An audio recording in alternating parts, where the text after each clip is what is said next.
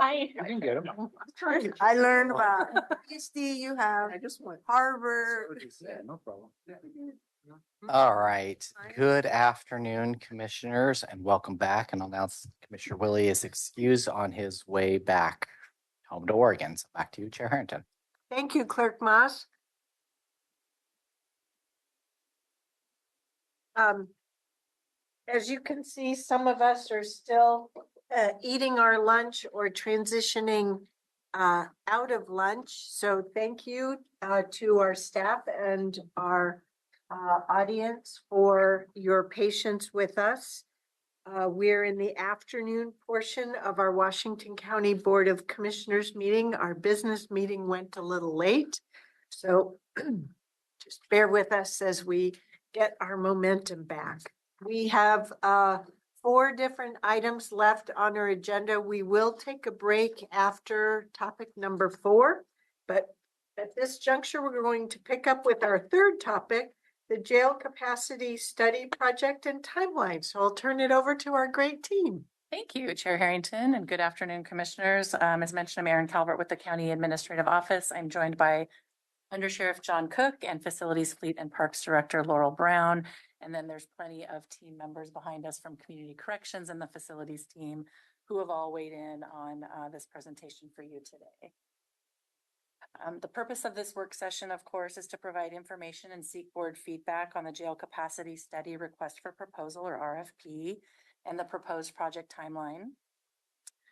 To propose framework for the jail capacity project team, forming an executive steering committee and leadership team work group, to provide capacity study information project and levy timeline for you today. The primary policy questions, although I'm sure there's more underneath all of this, are: does your board want additional outcomes for the request for proposal? Is the capacity study forecast of 2055 reasonable? Are there other decision points the board would like to consider? And does the board have any feedback to the proposed work group or members that we'll introduce to you today? And then really just going over the agenda again, just trying to provide the overview of the capacity and the background to the previous study. There's quite a lengthy document that we included in your packet.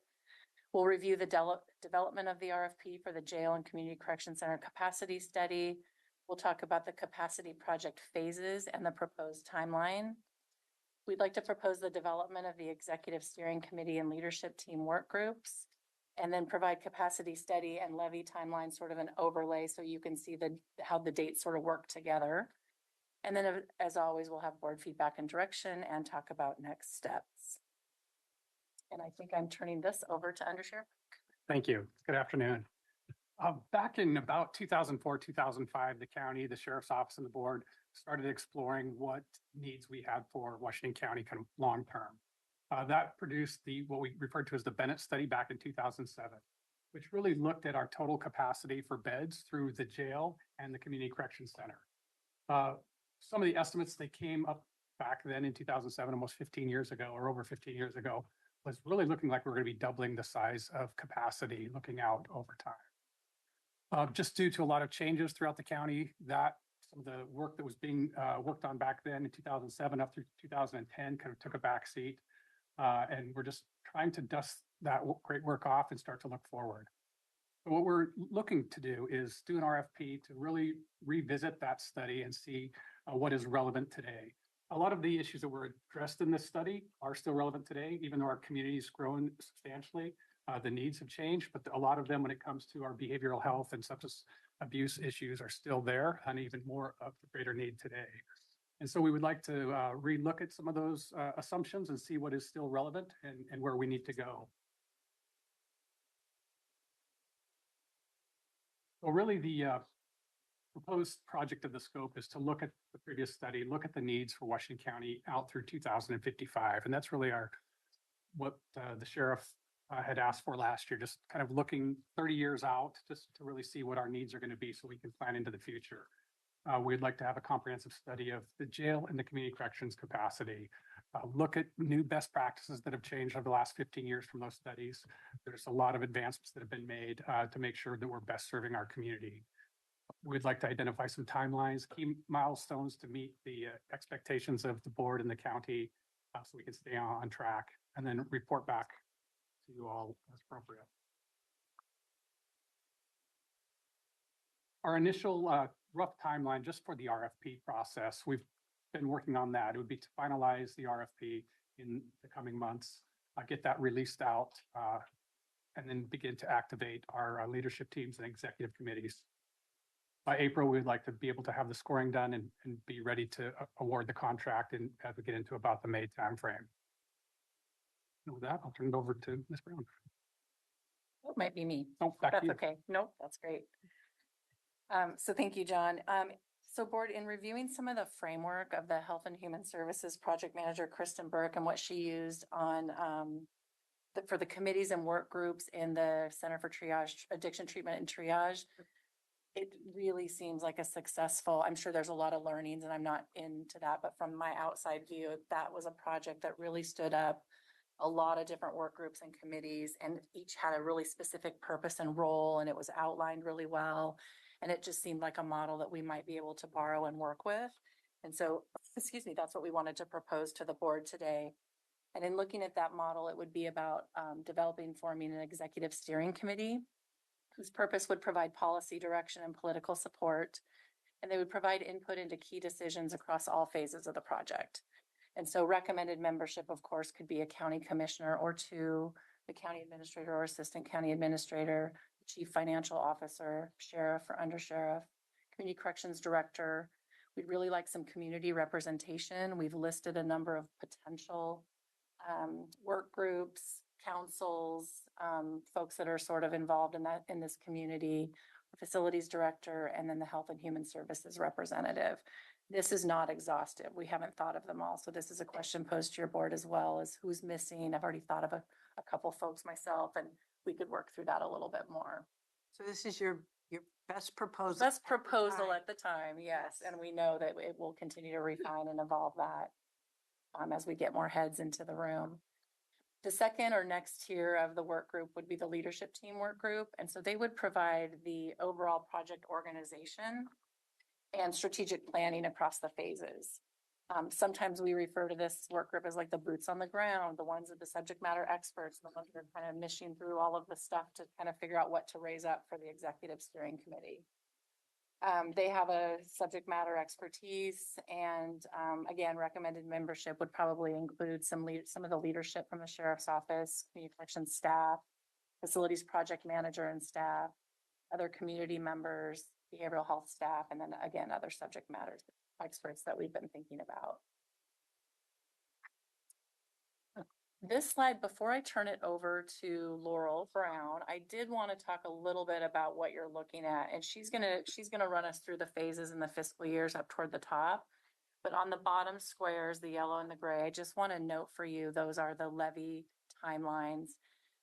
The levies aren't the only thing public safety has going on in the big picture, but they seemed like pretty good landmarkers to kind of how would this proposal interplay with what we know to be true on levy cycles and timelines. And with that, I'll turn it over to Laurel. Thank you, Erin. So this timeline has a target date of beginning construction in FY 27-28, which is a little aggressive schedule. In order to meet that, we've kind of stepped backwards with a few phases of design and development of this project. They start immediately with phase 1, which is where they'll be updating the capacity study through 2055.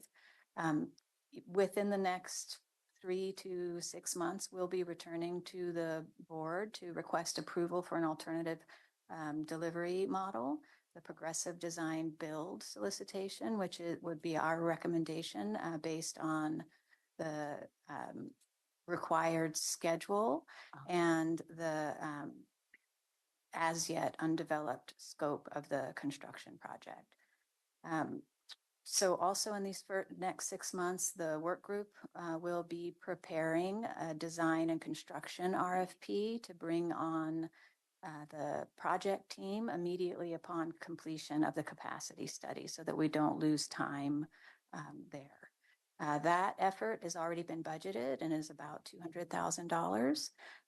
As of when we go out for the RFP, we'll be looking to spend about $200,000 with our project team to get the programming and schematic design complete. That's when we'll get some preliminary project estimates that will continue to be refined across the next few years. Phase 3, which we hope to enter into in 2025-26, will be a large spend. That'll be $6 million to get us on the way towards detailed design and refined estimates that we can use to prepare funding requests and ballot measures. Year 4 is when we get really serious and we end up with construction documents, final estimates, and a project schedule that we can hang our hat on. And then that would prepare us for the 2027 onset of construction. And construction approximately would take. No less than 3 years. Such a good answer. So 3+ Yeah. is the least. I'm just trying to put. I think that's a really good estimate, given that we don't have a lot of details on what the capacity study will be recommending or what is the best way. Are we doing it on site? Well, there's just so many unknowns, but I think that's a great place to start. So there's a lot here on this slide. So I'd like us to pause at this juncture just for questions on this slide. Mhm, mhm. Or the previous ones, but really just questions. And if my colleagues don't mind, could I start with questions on this slide? Well, that's okay. I still ask your opinion. Because there's a few things, I appreciate all that you've been thinking about. I particularly appreciate you're talking about how this is an aggressive schedule, and I acknowledge that. Which means, Ms. Angie, as we move forward in the wealth of what is before us in addressing all the challenges, which includes, continuing to complete our foundation building, strengthen our great county government culture and our workforce. It's going to be very hard for this aggressive yet achievable results person for you to help hold me back like a racehorse. Thank you in advance for your reminder. So I want to double down on that reminder. So it is good to have big, audacious goals. And this is just the start of the conversation and the big, audacious goal. In each phase, as we learn more, then we refine what that goal is. So it's actually achievable, because the goal is that we meet today's and tomorrow and the future's public safety and justice capacity needs. Here, we're talking about the jail as one component of that system. Yep. So this is where Ms. Angie, to her total credit, has been helping mentor me, I guess, or encourage me in my being one of 5 as well as the chair. We can't do everything all at once, right? And I acknowledge I worked for really aggressive private sector firms in high tech. But the reason why I feel we need to have an audacious goal, an aggressive timeline, whatever adjective you choose to use, is because we have such a small jail. We have such a public safety and justice system that is under crisis. So just as we move forward with this project and whatever timelines, I feel that we also need to keep pushing ourselves on our juvenile justice aspect of that, just as we have been on CAT as well. because all of you as subject matter experts have been so successful in influencing me as one of five, but also in our board about the need, and that our community is under strain. Right, our community feels the strain that our workforce feels, and that our system as a county government is experiencing. So, Ms. Smith, it's Laurel Smith, right? Laurel Brown, Brown, Brown Smith. Ms. Brown, thank you. Yeah. Which is why I checkpointed. I knew I didn't have your. Yeah, last name. yeah. Sorry, I'm using up too much time here. Updating the capacity study through that timeline. I believe that in this current budget year, we had, is it 200K for that? But I really appreciate how under phase one there are, and phase two actually, under, anyway, the yellow part, there's two additional things here. Progressive design build solicit. So we've got an RFP you'll be moving forward with for a consultant on the capacity study, right? That's number one. Then you would also like to move forward with a progressive design build solicitation. That's going to need money. Is that where you need more money? That's phase two, where we're needing 200,000 more dollars. Yep. And that is a But little I bit. thought I needed to check and make Yeah. sure I understood. That's Okay. correct. I'm not familiar with that phraseology and what a progressive design build is. And it may be that I just didn't recognize it. I understand the CMGC model. Mhm. So I don't know if that is something that leads towards CMGC. So could you acquaint me a little bit more with the marvelous art of a progressive design build? Certainly. So, and the CMGC process is one that we enjoy using because we can select for qualifications, not just price, but also because it comes with a construction manager who's kind of wrangling all of the various people on the construction side. And it allows us to bring in the construction team earlier in a project so that we can kind of reality check the design. Yep. The progressive design build solicitation is very similar, but what it allows us to do is consolidate the design team and the construction team under a single contractor. And it allows us to bring that construction team in immediately before design has begun. Yep. And what that does is it increases efficiency of our dollars spent because we're not having to reality check a design and then pay to redesign it. That always, Mhm. it's a reality. It happens all the time and it Okay. hurts. And so when you can avoid it through a progressive design build, you can accelerate your scheduling and you can avoid that kind of circle back. Okay. Those are kind of that's the high level. Excuse me. Then under phase two, we have another RFP to identify the project team and begin programming / schematic design. So is that just another phase of a PDB solicitation? That is the yes. So these are all design and development phases. So phase two would be the first phase of the PDB. Okay. We would need board permission or approval to use the PDB, and then we could begin to build the RFP. Yep. Towards that end. Okay. Okay. Great. And then I understand phase three, and that feels very familiar to me. And then phase four. So those are all the questions I had on this slide, but I needed to go over some of the details to make sure I understood it right. Other commissioner questions? Go for it, Commissioner Treese. Thank you, Chair. This is all predicated on a successful bond, right? Construction is. Construction is, okay. So, Financing scheme. Bond is just one. right, okay, Yeah. so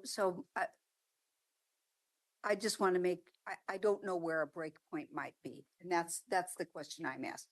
Is there a point where we go, okay, we can't do this? Yes, And that's where I'm looking at. I assume it's in the light gray. just about every single one of these bullets, just about every single one of them is checking in with the board to get either a decision or direction. And I understand that, but I'm talking about when does the project become not feasible? And I understand this is progressive. No But if- sooner than that financing / bond measure plan and solution. Okay, that's what I'm thinking is that's a critical juncture there from a project management standpoint. That's a stop sign or a go sign. That's Okay. correct. Okay, I just want to make sure that I've got this straight and that point doesn't move either left or right of where it is. Well, that is, I, The timeline Right. may vary. No, I agree, but in terms of concept, it stays right where it is. Yes, if you were to remove the FYs above. I'm yes. fine with, Yeah. I'm just thinking Yep. from a project management standpoint, And regardless so- of time. So I think your comment leads me to think that bullet, and I appreciate you've tried to be simple, but financing / bond measure, I think we need to be moving forward. So as of tomorrow's date, whatever it is, a finance plan and solution. They're two separate decision points, right? The board needs to understand and acknowledge or adopt the financing plan. And then we need to move forward with whatever finance solution there is and any and all associated tasks with that. And I think you're saying what I was concerned about is it feels like it's buried in this slide. And that's to me, the most critical point of this slide. Yep. So that was my point. Mhm. So I was just kind of ground truthing that. And I think Lots of work ahead. as we use Absolutely. this, we need to make sure that that's a big star or whatever. Yep. And while 2055 sounds far away, Mm.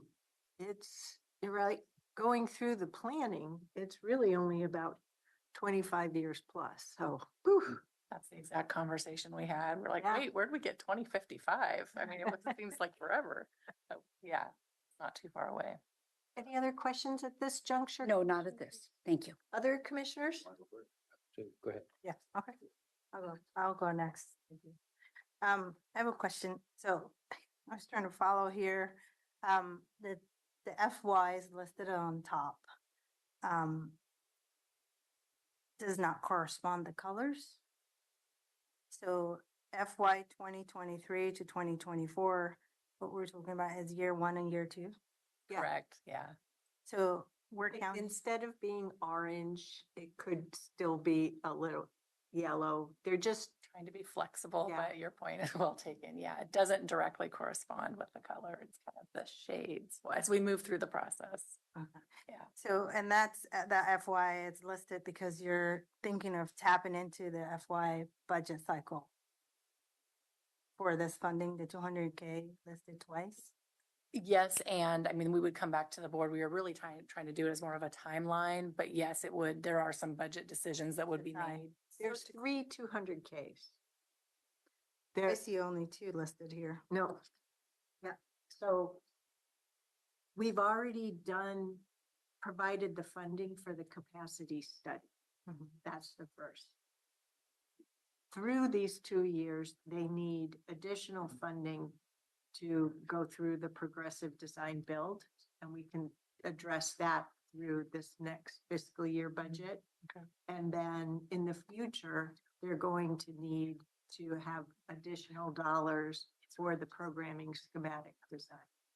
Okay, yeah, does that help? Yeah, of course. That was good. Sorry, was I accurate in that? Well, one maybe friendly amendment, Yeah. and I want to make sure I get this right, so I should probably turn over to Laura, but I'm gonna try it. So we have in phase 1, the 200,000 is currently budgeted. That's what you're talking about, Chair Harrington. The next phase 2 We would try to build that in this next budget year that we're currently doing for that 200,000. Okay. Correct. Okay, so you have the funding you need for phase one. Yes. Yeah. So, Yes. okay, yep. So 3 action sections, the first 2 are already funded. We only have 1 more to fund. Got it. Thank you. And then the other question I had, that was the first time I've seen that executive summary report and that for the study. So that was really good information. And I appreciate, Undersheriff, you referenced that a lot of the information is relevant because that's what I read into it. And I was like, well, why are we redoing this? We could refurbish a lot of it internally. And then also, for my own edification and the communities, I think we better, it would be beneficial for me if we can have a clear statement of why we need this and why now. And the capacity study can do that. Yep. Yep. Okay. Yeah. Commissioner, Thank you, Commissioner Pai. Commissioner Rogers. Serious question, but colors, are we gonna go through and spend some time on colors? Like I like blue. Oh, you don't want to do that? Okay. For me, I leave that for our subject matter experts. Well, we all are. In regard to your executive steering committee, I would hope that you might consider somebody from one of the cities. They're your customer. Yep. They ship a lot of people, or maybe a Beaverton or a Tiger Wall, and somewhere on the eastern. Oh, so you're on the next slide. Hang on. Oh, sorry, I'll go back. No, Yeah, I want back one. no, Put it down. I understand that, but that's part of checking back in on the next. Yes. one. So we're done with questions on the capacity study and levy timeline slide. Okay, So let's keep going and go ahead and dive in. all right. So anyway, I would do that just because, they might have some ideas on transport. And then since I'm not an expert on any of this, just kind of been an observer over many years. Have we looked at alternatives to having one big complex? I mean, I understand it's efficient from terms of having it next to, to the courthouse and all that sort of thing, but are we ever going to get to a position that maybe a smaller satellite office or site might be where it wouldn't be transporting people so far, and there might be a different district of activities, or with a judge down in the area? I mean, it's expensive to build lots of bars and lots of concrete walls. Is that part of any of this, or is it just how big do we make the current jail and where everybody's going to be there for as long as we can hold them? What's the thought? What do you? I'll start and just say, that's a great question. But first of all, just kind of the economies of scale. A lot of the infrastructure for congregate care, when we talk about, laundry and cooking and medical, it's nice to have those co-located so we don't have to have duplicate costs for some of those services. In addition, the new jail of tomorrow will not look like the jail of 20 years ago. There's been so many advances really made for those folks that are in those settings to address their mental health and their substance abuse needs, that it looks more like a doctor's office, a lot of the new jails versus jail. And so when you look across the country, there's some really neat work that's been done in the correctional arena to make sure that we're causing the least amount of trauma to folks that are coming into those settings and really helping them be successful when they transition out. So it's pretty exciting. It would look markedly different, but it could still be on the same footprint of the site. Can I regurgitate that back in my lays? Yeah. So again, I'm for jails. Some people need to be locked up for a long time, but they're expensive and and you're not suitable for all situations. So in your study and thinking, you would have it, I'm gonna use the word multi-purpose. It's probably not the good terminology, but you would have multi-purpose. So somebody who comes in who says, look, throwing you in jail doesn't do any good. It's not the right place, but we arrested you. You're going to, in your examination of the issue, have some sort of a more minimal facility or intake for that. And for somebody who is more serious, obviously you'd have the typical bars and concrete, but you want to co-locate because you're looking for more lengthy periods of time that you're going to hold somebody. So you have to have laundry and you have to have with the food services and all the rest. So the answer to my question, if I regurgitated it correctly, there'll not be a reason to have some smaller facility where 85% of our population is, it'll be in Hillsboro, some bigger facility. It's very expensive. Correct. And I think it's important to remember that for the county jails, those are not considered really long-term facilities. That's what the prisons are for. And so the folks that come into our facility, we want to make sure we successfully transition them back to communities. So having some of those services, even when it comes to our classes and our educational processes, to have those co-located, it really is a more efficient. You know, and I don't mean to be pessimistic. Oh, no. But if, let's say we had a shelter, just a normal shelter, and we're monitoring, almost like community corrections, and we're monitoring, and we have a facility that provide services, is that not meeting the definition of a jail? So most of the folks that come into our facility use the current correctional, community correction center. We work in conjunction with our partners at community correction. There's folks that come into the jail that community corrections is not set up to take. It's the same thing with the CAT and the Hawthorne Walk-in Center. There are folks that come into the jail that those other service providers just are not set up to take somebody that is, you know, disruptive or violent. And so we have to have those abilities to get them in there, get them stabilized, and then get them to the correct services. Let's say they're not, and again, I push back. Yeah, I it's just fine. don't understand. We buy a hotel, we refurbish it. Everybody's wearing an ankle bracelet. They have a restroom. They have facilities, and we monitor. Is that not a jail as well? Or is that not on your definition of a jail? Well, it could be, but realistically, it's probably not for us. Some of our clients, we do work with community corrections to get them over there. But again, that would be a less secure facility than what we're looking at here. So we're only looking at a secure facility. Well, I was going to add, actually, Commissioner Rogers, that's why the Community Correction Center is included in this capacity study and why the bed totals. The center right now is 215 beds. And so it's looking at that continuum that I think you're getting at. Right. What's the continuum? Not all of that will meet jail and jail services, but there's other services that the center provides. And so that's why it's included in the study. Expensive to run somebody from Tualatin, Oregon or Tigard, Oregon in a car out here. Yes. Only to have them released through some other method. It'd be nice if there was some other intake.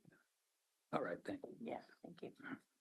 I have a curious question, Chair. It's okay. Now the floor is open for all Oh, questions and okay. comment on all of this. I have a question. I'm just a bit curious to piggyback on what Commissioner Rogers was saying. So the jail, the maximum time people can stay there is a year or 2 years? They can be sentenced for up to a year. We do have some folks that end up staying in there longer term, depending on the courts and the processes as they're going through that. They're called employees. But it's expected to be 1 year. Correct, 1 or year. less. Or less. And then community corrections, is there a timeline to that or could people stay? I would have to defer to our community correction partners. Okay. I wouldn't say there's a timeline. Please come up and just pull up a chair and join us at the table with Mike. And you might as well stay because we may need you for a different question.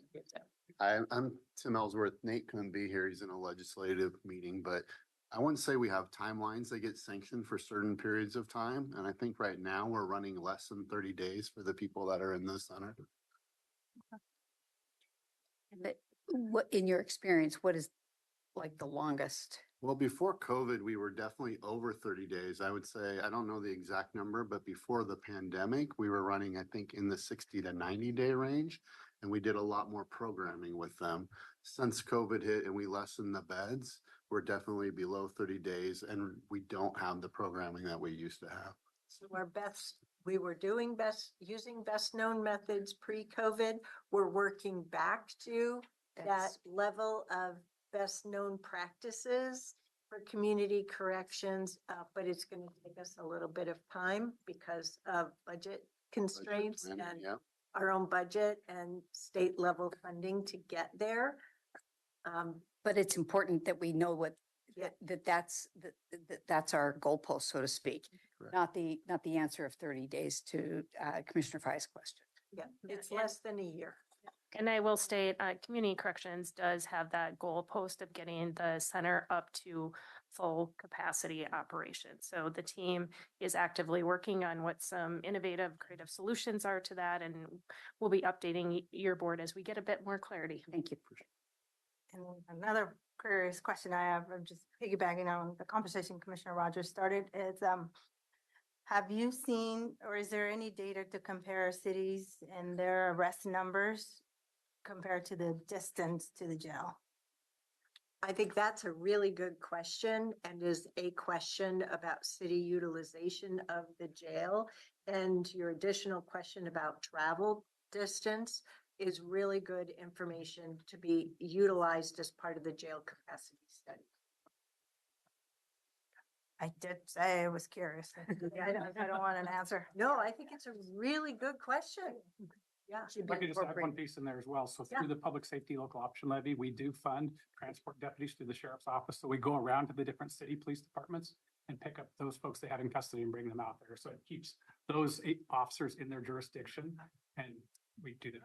Which is why they have what they call holding cells in various police department buildings, which also have to go through, the best known practice is for city councils to go and tour those facilities yearly, just like we tour our jails yearly.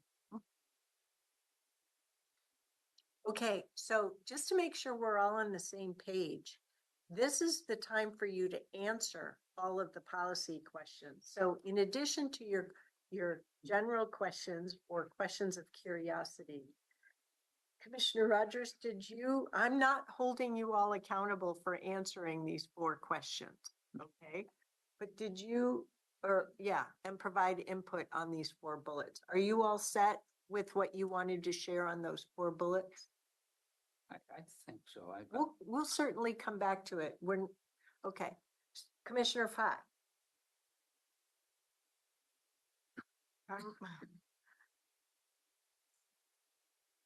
I'm not sure, like, additional outcomes for the RFP. Will the board have an opportunity to review the RFP? The RFP, we're getting ready to get that ready for release based on the feedback and direction. If the board needs more information, we can certainly do that. We're looking at building the capacity study. That's part of what we're talking about today. The one question was 2055. Is that a reasonable? So you don't Mile answer marker. the first one, the first question? Yeah, no, Because I was like, how do I provide Yeah, comment? Today's to the the day. outcome yeah, today is the day. Without seeing the RFP, but if you don't need an answer, I'll move on to the next one and say, I mean, there's a reason why you came up with the 2055, so I'm comfortable. It's reasonable. And I think if the study finds a different year or different projection to look into the future, we're amenable to that, right? Like we can change it. So I'm comfortable. And then, are there other decision points the board would like to consider? I don't know. This is a big topic. It's really I'm big. And really- I do want to remind, because it really isn't clear in this slide, so Yeah. apologies, that the big arrow, the big busy, we will and have to come back to your board. So this really is, the step 1 of the RFP for the capacity study, and then all of the other mile markers you were all discussing a little while ago. We come back with, here's what we know now. How does that change the timeline, the board direction and feedback? So towards that end, I would suggest that I'll say I really like that graphic. What it will help is if we can put a footnote or whatever on which ones absolutely involve a board touch point or decision point. Okay. You can have that. So that'll help, which I think is speaking to your point. I also want to say, Commissioner Fye, that the slide number 4, jail and community corrections capacity, is the list of items that they're putting into the RFP. So if there's other information you want to make sure they enumerate so that the responders address it, now's a good time. Now, that's just to incorporate into the RFP. you know, as they go through all of that, you may find that you have a question about something that isn't explicitly stated. All through this process, having questions asked and answered is important. They may not be able to answer the questions into the future because our opportunity to address that, the doors closed behind them. But I think in years 1 and 2, we will be getting information coming to us that may raise additional questions or further refinement or whatever. Okay, so it isn't your once and done everything opportunity. Right. Commissioner Treese. I'm done. Okay, one question, that is it. The RFP will do exactly what in your mind? Exactly. Specificity. The RFP will answer it will build on the capacity, the Bennett report that we included in your packet. And I might have to go back to the slide. It will look at industry standard, what's changed, what's the same in projecting population for the county, growth and needs of the county. Yeah, thank you. And That one. and then give an updated estimate of our No, custody on his continuum, display. the beds that we need for the future. I miss any. The reason I asked that, I remember when we built this building, back when we built the jail the same way, is that we were looking for different things, not, what we were looking for is somebody who was very creative, looking outside the box. That's why I was asking the question, what's a jail, what's it look like and how? Is that, in your mind, is that incorporated in the RFP? Will somebody sit there and say, Yes. look, I can bid and tell you, here's the standard, so many beds for this population, so much iron and so much D. I mean, they can do all that. I get all that. But will they look at it and say, you know, let's be a little more thoughtful and a little more, I guess, full spectrum of issues. And this is what you really need. In fact, what the site you have isn't big enough. You need about another 2 blocks over there. Yes. If you're going to really do it right. Will they do that, or is it going to be so confined that they're going to say, Yeah. I see what you got, how do I footprint it, and what's it going to cost? Yep. So Commissioner Rogers, and I can't see your screen, I'm not. It's so also the It's on next this, slide. um, Yeah, keep so going. the update needed. Go Is that where back you one. want it? Sorry. So I would point to the last two bullet points on the jail and community corrections capacity, considering best practices. So that's not industry. That's not only what's today, but what's on I call it the bleeding edge of, you know, what's coming on industry best practices. Also considering needs of current and future adults in custody, mental health and substance use disorders. So this is not, we're not working with a firm in this RFP who's a construction company. This is really those who are specializing in jail capacity, the future use of jail. So looking at the use and how do we provide the best use, then we go into the construction and design phase. So there'll be that point after we have the jail capacity study for your board to have a robust conversation of, does this meet where your board policy in the future of our jail service here in Washington County? Jail and community corrections, because they go hand in hand. So we should anticipate that after phase 1, there's going to be another check-in with us on phase 2. Yes. I will just say this, and everybody can disagree with me, and that's fine. Rarely have I found that following best practice is really the best thing to do. It's the best thing to do is to anticipate what people have not yet seen. That's where you want to be, because if you just follow the best practice, you're going to have a also run thing that works for about 10 years. So I hope that we're a lot more, forward thinking than that. Anyway, that's. Okay, Commissioner Treese. Thank you. These questions are really interesting, and I appreciate all of the information that has been brought forward here. There's a couple overriding or umbrella type questions that I'd like to ask. With all due respect to our leadership in the sheriff's office and community corrections, have we consulted with the boots on the ground, the people that are doing the work, about what they might suggest we need to be asking about? So that's one question. And then the other is, when I Sounds like she wants to have at least a focus group of our current jail staff as well as community correction. I'd suggest that it would be, we get valuable information from them. That's, thank you. The other question that, looking at this, comes to my mind is we're operating under such a different time frame in relationship to fentanyl, to drug issues. And I think just today, Governor Kotek announced a state of emergency around the fentanyl issue. How does our view of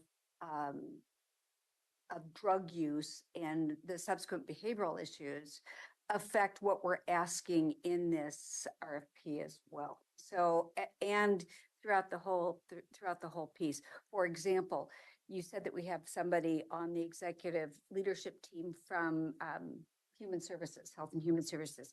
Would that be somebody that is focused in this particular area? So that's one question.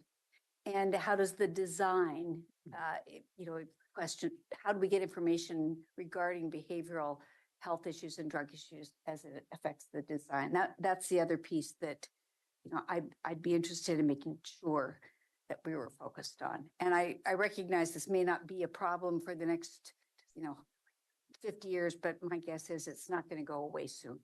So those are the two issues, asking people who are involved in the work right now. And secondarily, do we always look at the work that we're doing through the lens of what are the critical issues that we're facing today, not just under capacity? If you want, yeah, I'll touch on a couple of, so first of all, in the RFP process, we have had folks that are closer to the line level work that are getting into Good. in the jail. Some of our jail experts that really are working with our line staff and know kind of the needs of the facility. And then kind of dovetailing into the second part, we have been in conversations with Health and Human Services as well, because that's really going to be key. I mean, just the whole ecosystem with the CAT and the Hawthorne Walk-in Center. I mean, and how do the folks that we're bringing into our care, how do we be able to transition them back into those services in the community? So they would be an important part of this process, because those are really those forward-thinking issues that we know are not going away, and we just need to be better prepared to address. Well, and even things as simple as how do our residents in the jail, we've had isolated incidents where they've had drugs on them in the jail. How do we make sure that type of thing is not happening into the future? So that's my thoughts with the biggest issues. Thank you. The chair had to step away, so I'm stepping into my vice chair role for the first time this year so far, so. I move to adjourn.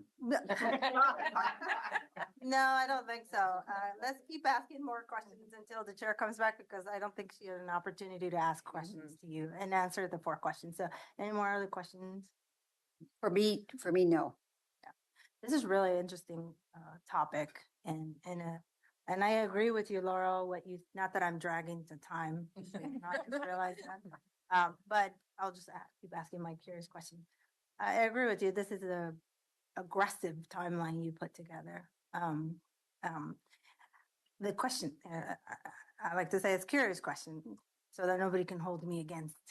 Do you entertain an idea or a solution out there that says we don't need to build a new jail in the next 20 years or 10 years? I think the capacity study could, I mean, we don't know what the capacity study will say. So if they consider all of that information, I suppose that is a finding that they could make. Yeah. So, I mean, it's an interesting because we're the second smallest. But we know that we Right. have forced releases weekly, and we have been having them weekly since 2015. So we have to support state law and follow state law, and it's the courts that make the decision that is telling us that these are the people that they have sentenced to jail for a period of 1 year or less. So we don't get to control Right. that Right. reality. And so I don't think it's realistic to think that our current jail a smaller jail or no jail is going to be the solution between now and the future, unless the entire social justice or the public safety and justice system is re-architected across our entire state. Yeah, if I can just add to that, I think we knew it to be true in 2007 that we needed to look at jail capacity in the future. That's been known. And now here we are in 2004. We also, 2024. yes, 2024, sorry. So I'm going backwards in time.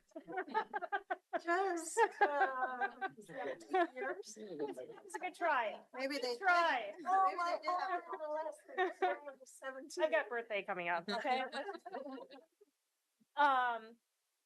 And we know our population's grown, and we know that we're committed to planning for the future. So with that, the growth that we're expecting within the county, also looking at best practice, how should we be delivering jail services? I can confidently say we're not going to have a result back saying that it would be industry practice or in the demographics of Washington County to reduce the jail space. So I just want to be very clear, not expecting that. And we're not going into this jail capacity RFP saying we're looking to increase or answer that question that we want to see X capacity. So sorry, I had to leave the room. Commissioner Treese, did you get to go through all of the policy Thank you. questions? Okay, so I guess is it my turn? Yes, Chair, I stepped in very well for you. Thank while you. were out, so it's your turn. That's why we're a group of 5. Thank you. Okay, so I have a lot to say, and I hope the board will allow me to be one of the commission participants on the steering committee. I appreciate your proposal of having a steering committee and work group model. We have found that to work well for major projects here, and boy, do we have a lot of major projects here. You have more projects that you're bringing forward to us. It's not lost on me at all. I acknowledge that this is an aggressive schedule. Thank you. Thank you for a job well done of getting us to this point, and that includes with the public safety and justice paper. To you 4 or you 3, we still put you on the spot. Thank you for being here. As well as everyone in our audience today and listening to us and beyond who participated in that. The paper is done. Our process for helping our community members and stakeholders understand that situation or the information is ongoing. So that's going on in parallel, okay? So that will continue.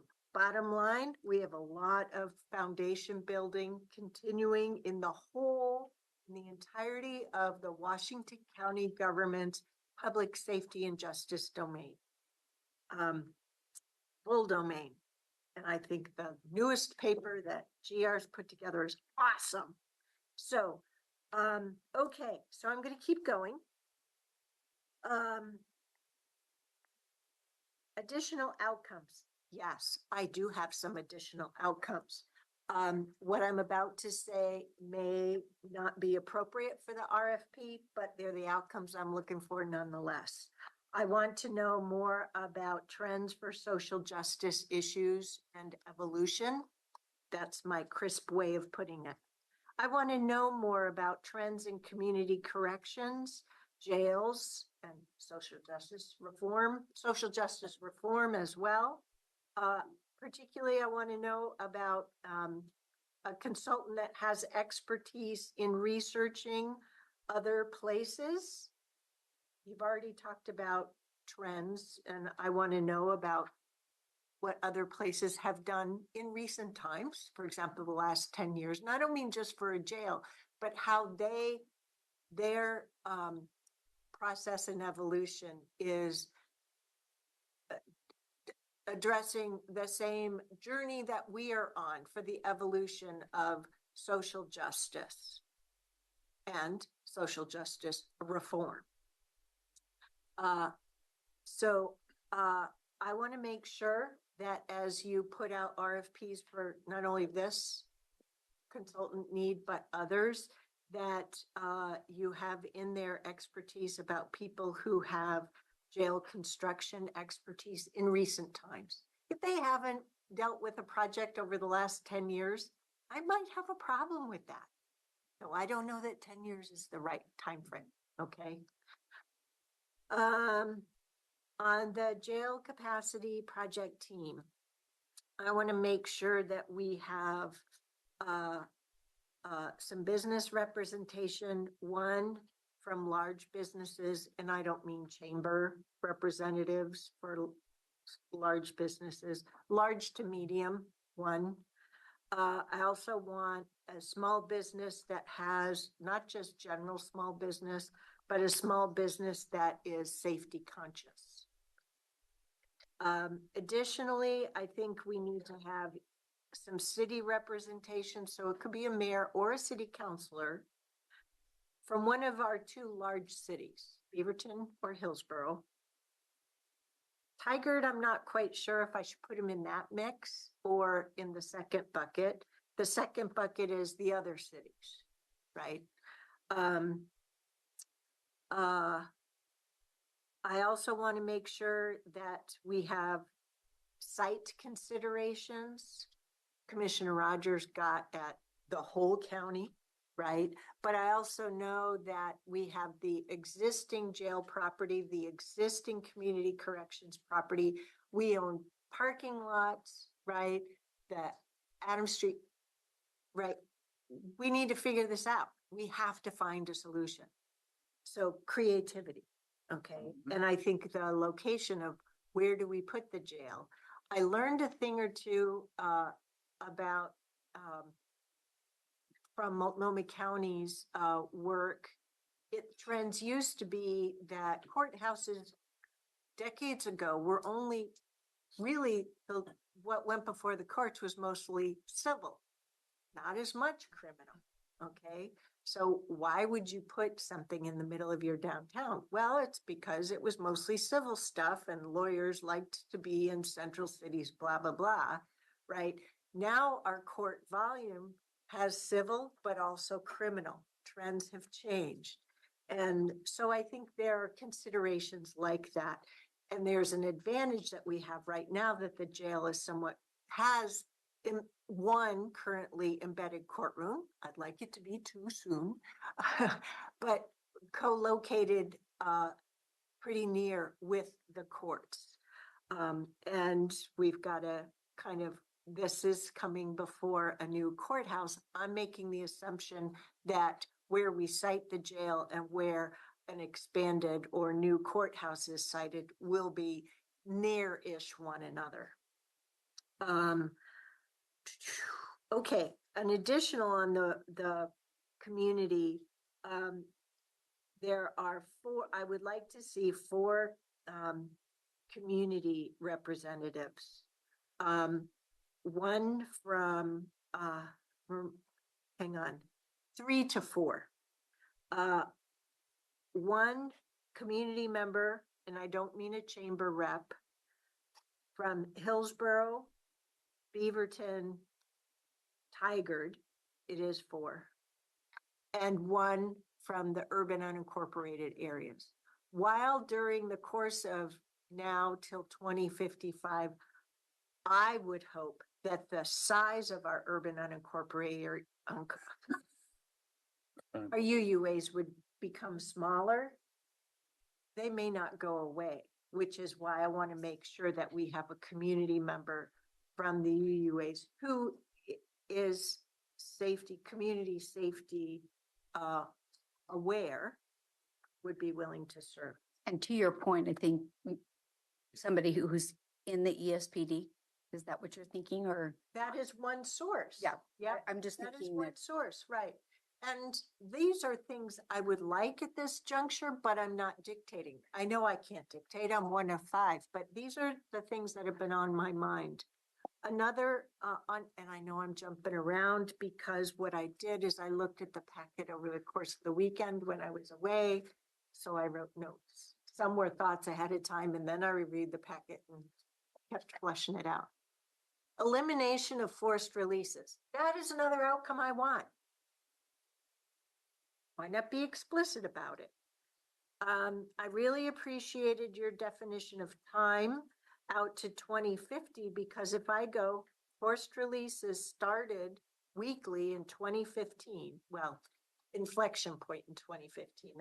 Your graphs show it was earlier, but anyway, if I go out 20 years, right? We've got 20 years, almost 20 years of experience with forced releases. Add another 20 years, 2055 is a perfect year, which leads me to believe that we have multiple projects here. So is the capacity study forecast of 2055 reasonable? If I don't say yes, you won't hear yes, yes.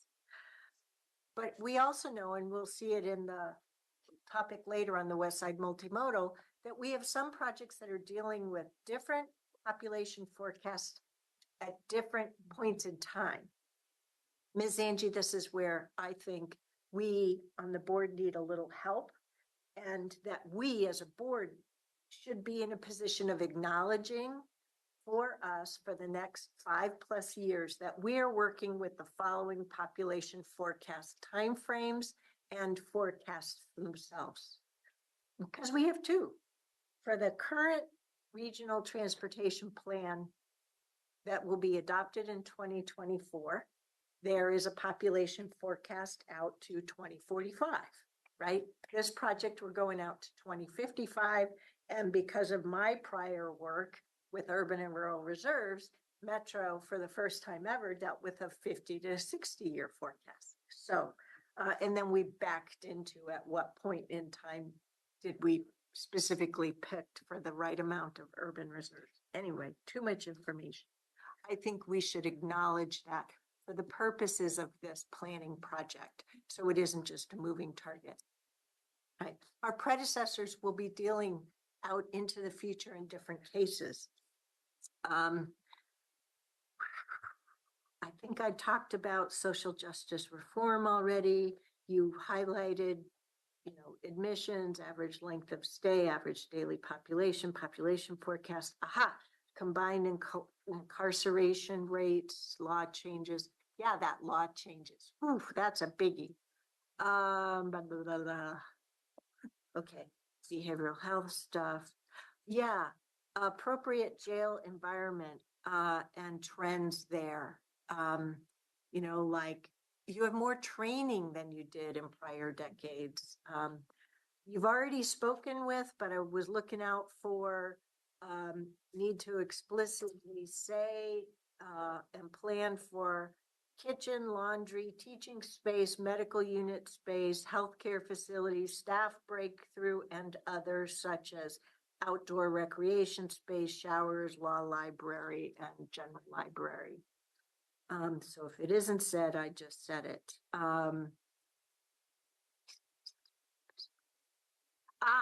Yes, I appreciated the memo that was in here. I learned a thing or two about the earthquake resiliency and how there's some infrastructure that we need to build up.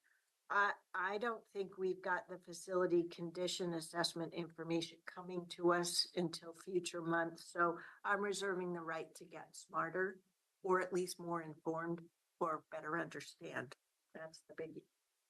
First releases, got that. I appreciate your being honest with all this information and transparent. I got that one. Aha, yes, here's some really interesting stuff. Sorry if I'm boring you guys. I want, whether it's this consultant with, yes, this RFP. This gets into detail, so I don't know in general what I'm asking for, but I'm going to want to know that you looked into the following. Can we convert the existing, what if we choose to build a brand new jail? That's a mega jail, right? So I'm assuming that if we did that, and this is loose language here, so don't, please give me space, folks. I'm wondering about, can we convert the existing jail space, for example, to community correction space, right? Um, uh, you know, or could we use also the community correction center space to be more jails? Not the building per se, but the footprint. I don't know, get the city to vacate the street. I don't know. Just dream big.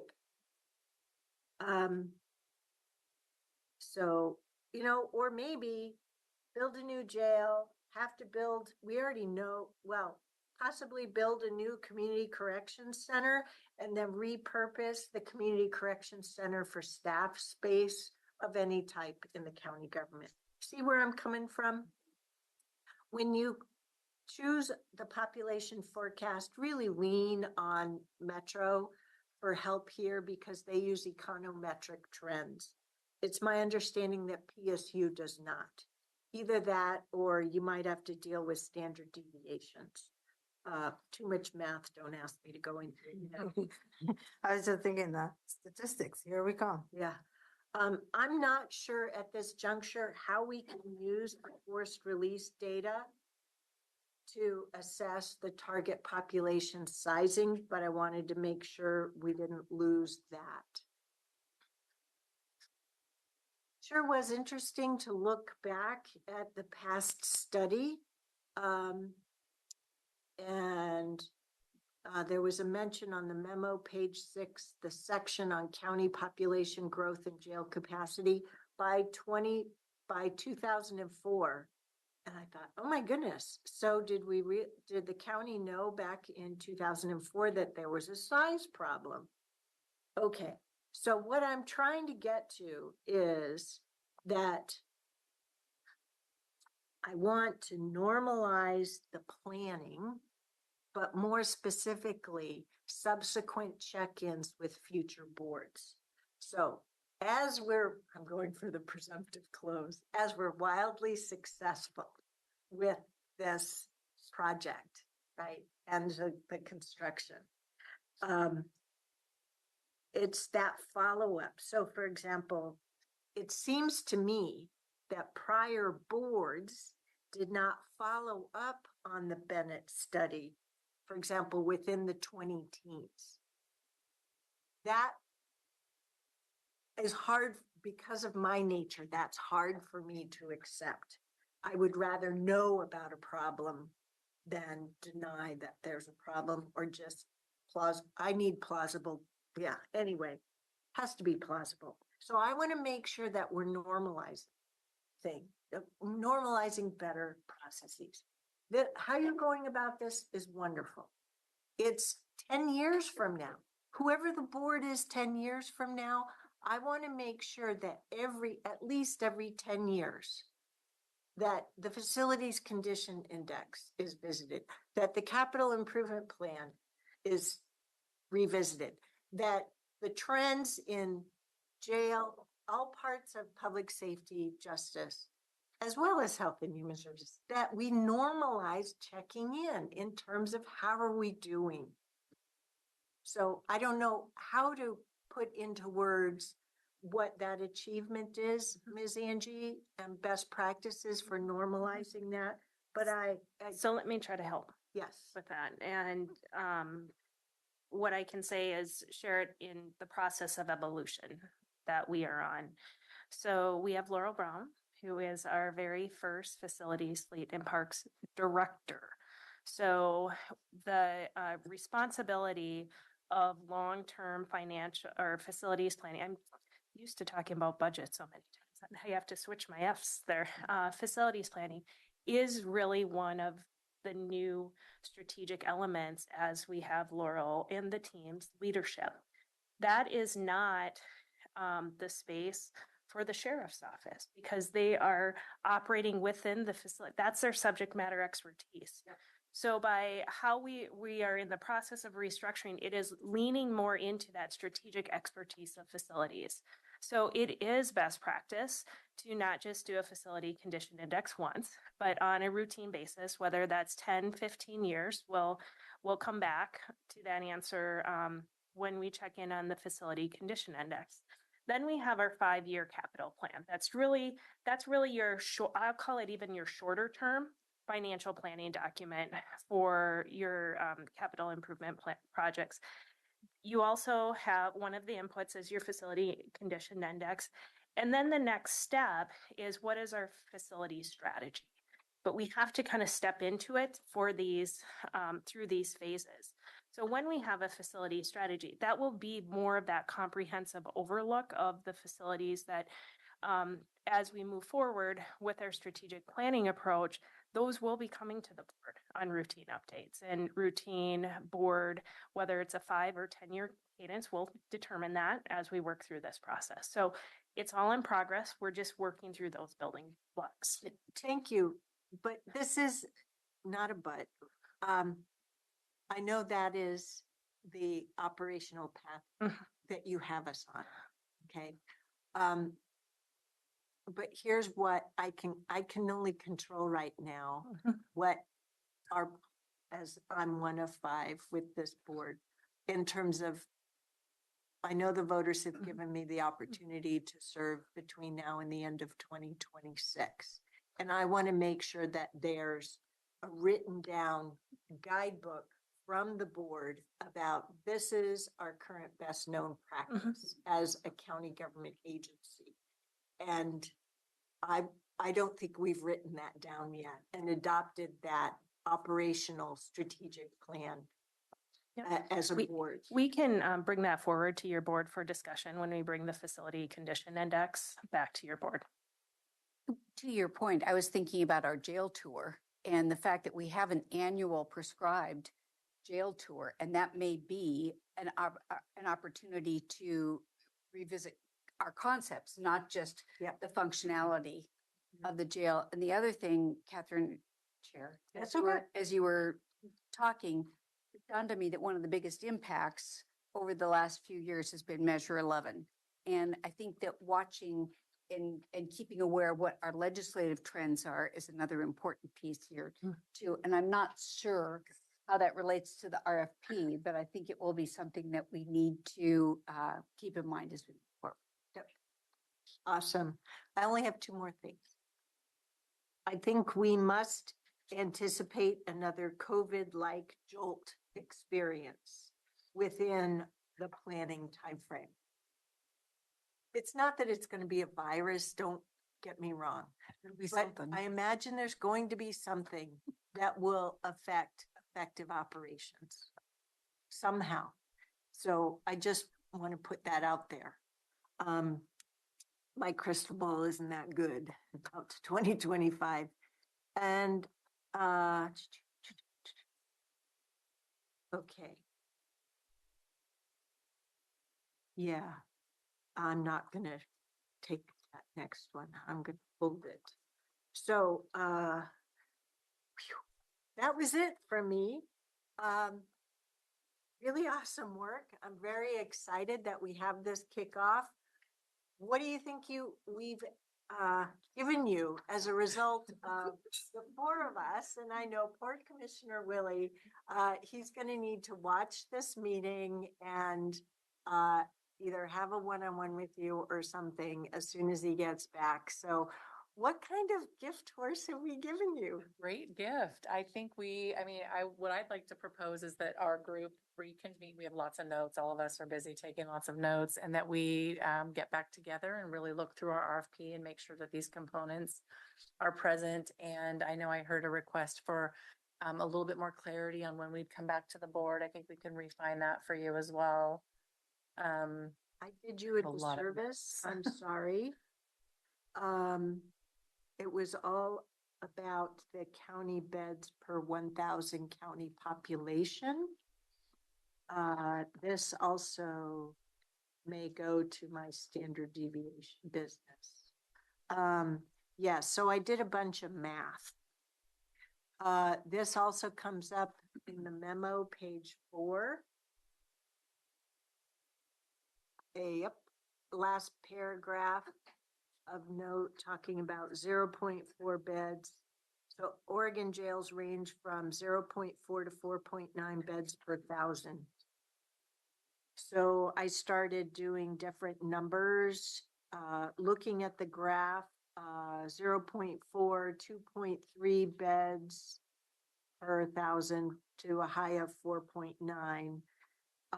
Oh yeah, this is where the standard deviations to play. So at this juncture, doing my own math, I'm comfortable with somewhere between 2 and 3x. I'm really leaning towards 3x, but I want the consultant to give you better information. Because I also said at the same time, I don't want any forced releases for a good 10, 20 years, right? But I don't know what that's going to take. But I meant to bring voice to that earlier. I'm sorry. No, that's great. I think I've had more than enough time to speak my piece on this matter. So it sounds like you're going to digest all that. At a minimum, you'll be able to play back a summary of that. You don't need our permission to move forward with an RFP, but we do know from your slide set that we'll be coming back to this, and having another touch point on phase 1 before phase 1 is correct. Yeah. Great. And we know we can always ask for an additional briefing if we need it. Thank you so much. Thank you. Good job, Thank team. you. Thank you. Thank Really good you. job. Exciting project. Okay. Sorry I got a little long-winded on that, folks, and messed up our timeline a little bit. We will be taking a break after topic 4, or depending upon how we're doing, about an hour in on the topic. But we will give the next topic the pre-2024 state legislative session update and policy advocacy. It's full due. So I'm going to turn it over to our great government relations team. Thank you, Chair Harrington, and good afternoon, Board. I am Erin Doyle, the Senior Government Relations Manager for the county. I will also level set for you that 2 out of the 3 of us have a meeting with a senator at 3:30. So that might be a good opportunity if they're not fully through the PowerPoint presentation for you to take a break and allow them to step out, and I will cover the rest of it. But they are doing the work we are here to talk about. So this update is long. We are prepping for a 35-day session, which is really a 6-month session in 35 days. That's what an even numbered year feels like. And we appreciate the time you're taking with us today to cover all of this. The first thing, though, that we'll cover is just an informational awareness, setting you up for a successful February 6th conversation.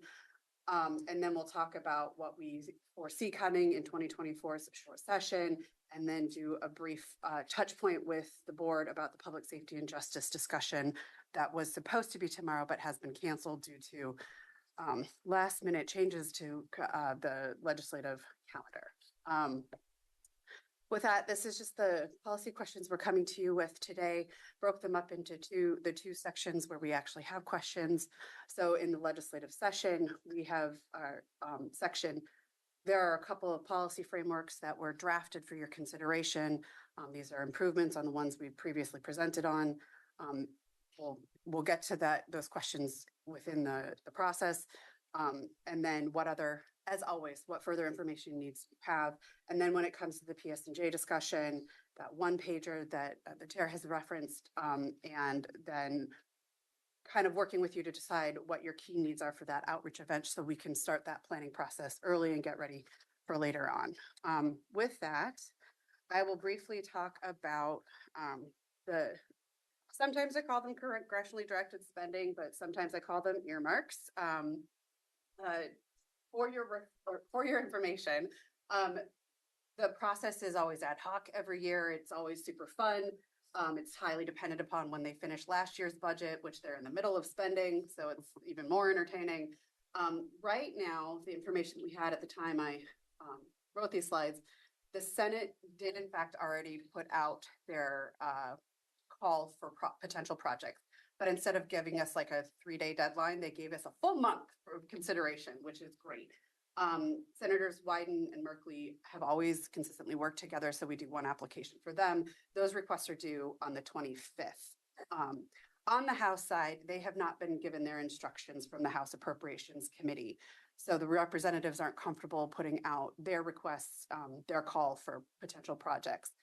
And part of the reason why is because, as you may recall, for last year's earmarking process, there were specific bills that were deemed inappropriate for earmarks by the House Appropriations Committee.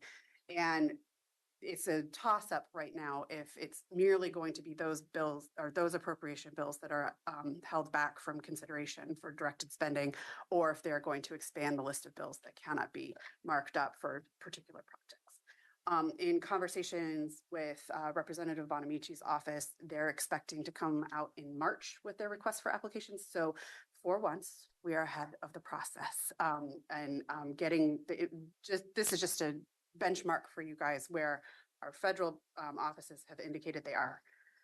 For what we're doing internally, we have asked department leadership to provide us with all their ideas, and we're refining from there. So right now, where we are is we've sent it to our federal lobby team to review what our department directors put forward to make sure that they're even eligible. And then GR team is going to work through what VSA provided and what our considerations are and take that to the leadership team this week and make some recommendations about how to bring that back to you.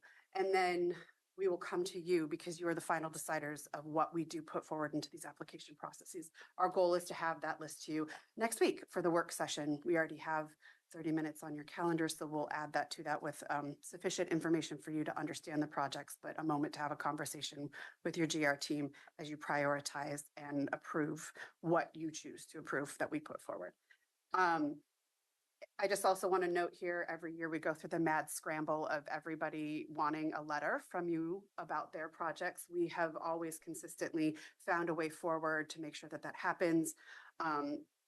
Again, the government relations team will work to filter all those letters to provide you that giant package with sufficient time for consideration about approving, not approving, and making sure that they're drafted to your standard. We will, of course, in whatever letters we submit on behalf of other community projects, indicate within those letters our support for our projects first.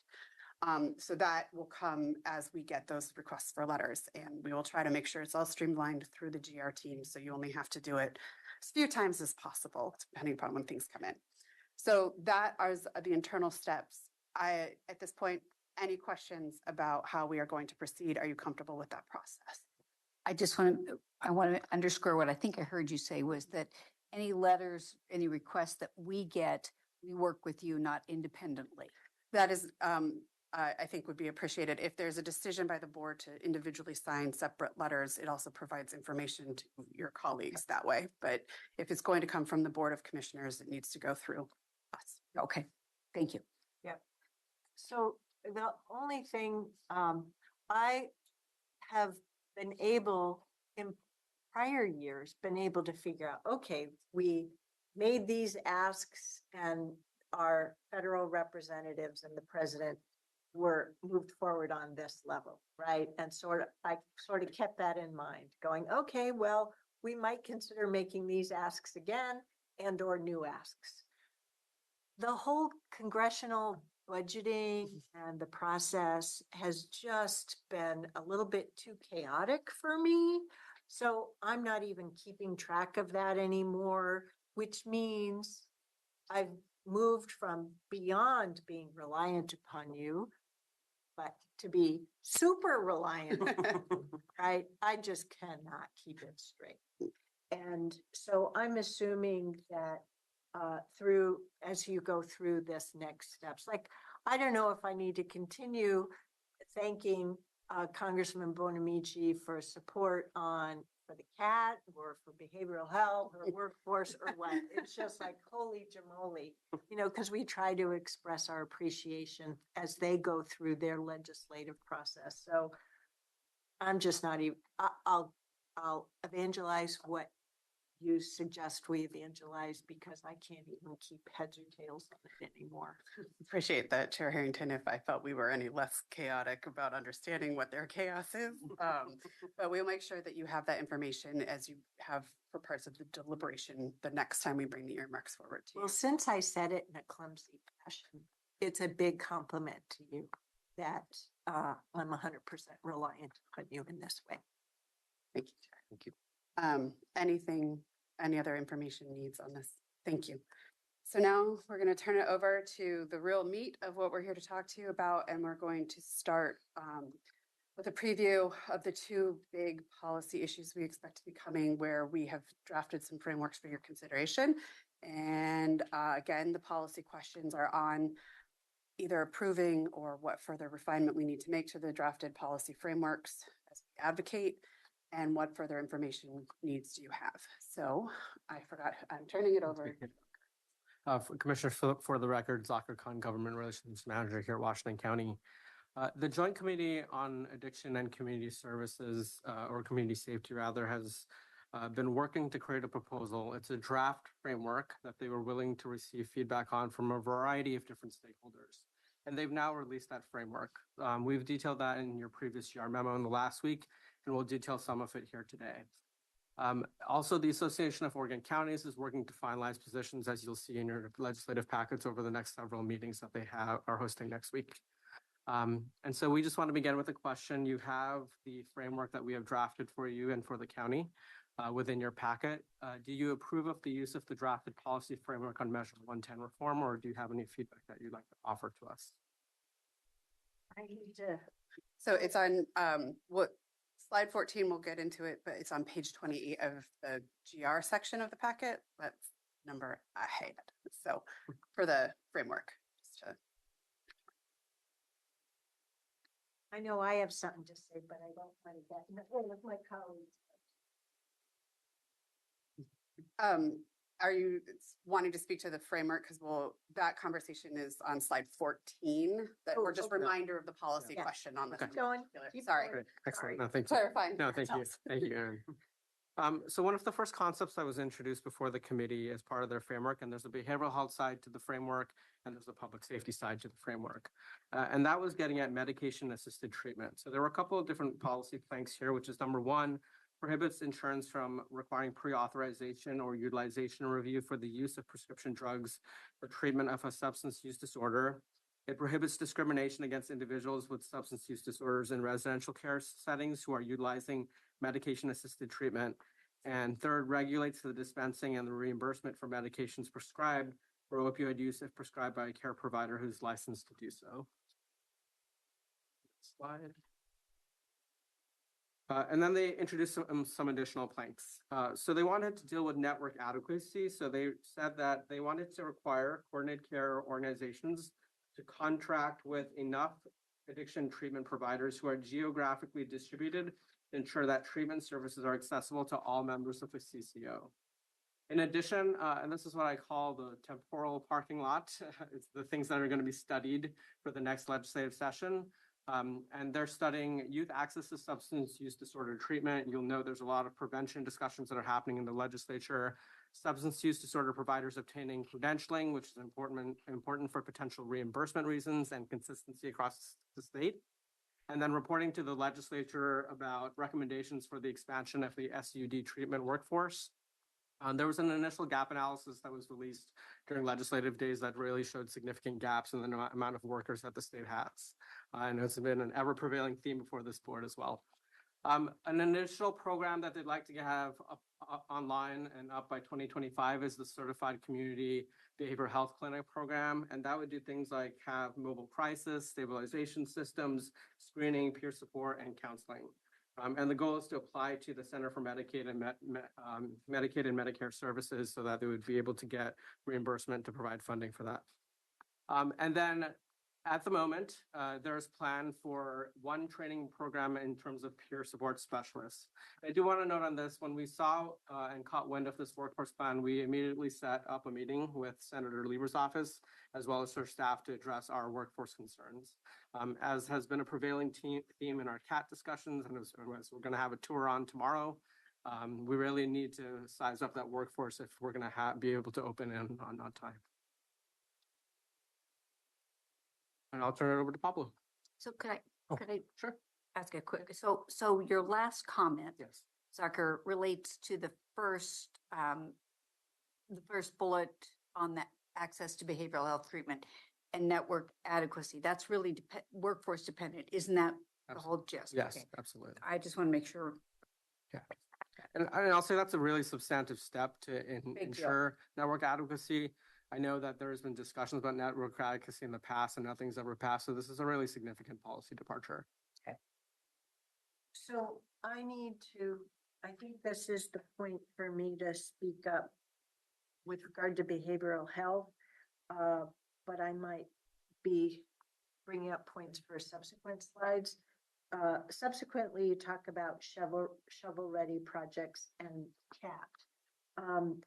But I'm also thinking about how it seems to me our community, not only the Washington County community, but in other county communities, there needs to be easier access or increased access to methadone clinics as substance use management or treatment management.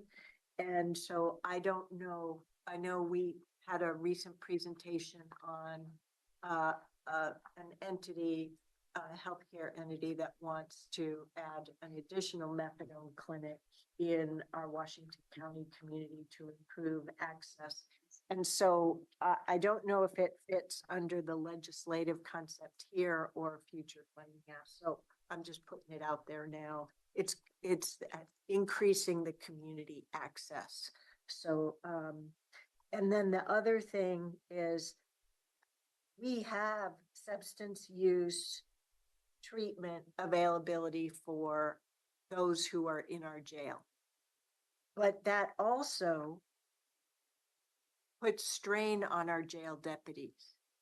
So if there are additional ways where that treatment can be administered in jails, but we need some state support, whether it's requirements, funding, whatever, I want the situation to allow us to make that case to the state legislators. So I wanted to bring voice to that. Sure. Okay, great. Thank you. Thank you. Okay, let's keep going. Hi, everyone. Pablo Nieves Valenzuela, Government Relations Manager. So there are a number of public safety related policies that are included in the proposed legislation. The first set of changes are really focused on our delivery of controlled substances statute. So specifically, the first change is taken directly from that 11-point policy proposal that you all saw from the Public Safety Coalition led by the League of Oregon Cities. And that basically what it does is it clarifies our delivery of controlled substances statute to say that if somebody is found to be in possession of controlled substances and they have an intent to distribute, to sell those drugs, then that constitutes delivery of controlled substances. So that clarifies and clears up an issue that happened through a court decision in 2021. The next set of changes are really related to sentencing enhancements for people who are selling or distributing controlled substances within 500 feet of a treatment facility or a homeless shelter. And it also enhances sentencing for folks who are selling within a public park as well. So the next set of changes related to delivery are, what it does is it requires the Chief Justice to reevaluate the pretrial release guidelines for people who are suspected of or allegedly have been selling drugs, right? So I think the goal there, the legislature isn't planning to require any changes there, but they want the Chief Justice to take a look and make it a little bit harder for folks to be released pre-trial when they are suspected of selling drugs.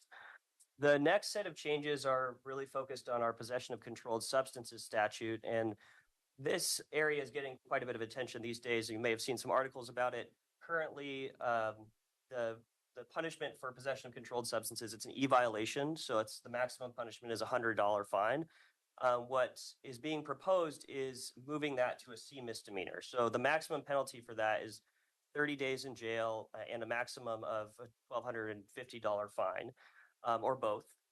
I think it's really important to note when it comes to this piece of the proposal, the co-chairs really don't want those punishments to be what is used by law enforcement. They would like law enforcement to provide what they're calling a deflection program, which would essentially require law enforcement to offer a door or some sort of pathway for that person to access behavioral health treatment. So basically having those punishments kind of hanging over their head and encouraging them to go ahead and get screened for addiction issues and to pursue treatment potentially as well. So there are a lot of conversations going on around this deflection program issue, and I think the details are a little bit murky. So that's something that we're trying to learn more about in working with the committee members as well.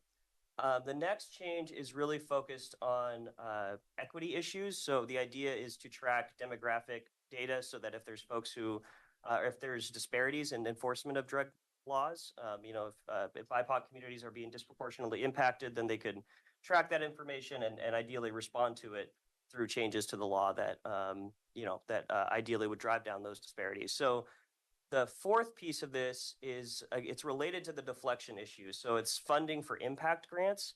The impact grant program is really intended to address people who draw a lot of resources from our behavioral health system and our public safety system as well.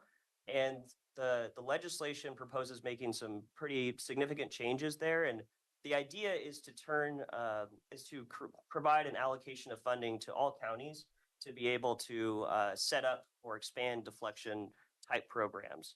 And so again, a lot of work that we need to do in that area to kind of figure out exactly what that would look like and whether we would be able to get sufficient resources from a program like that, which up until now hasn't had robust funding. So we're keeping a close eye on that.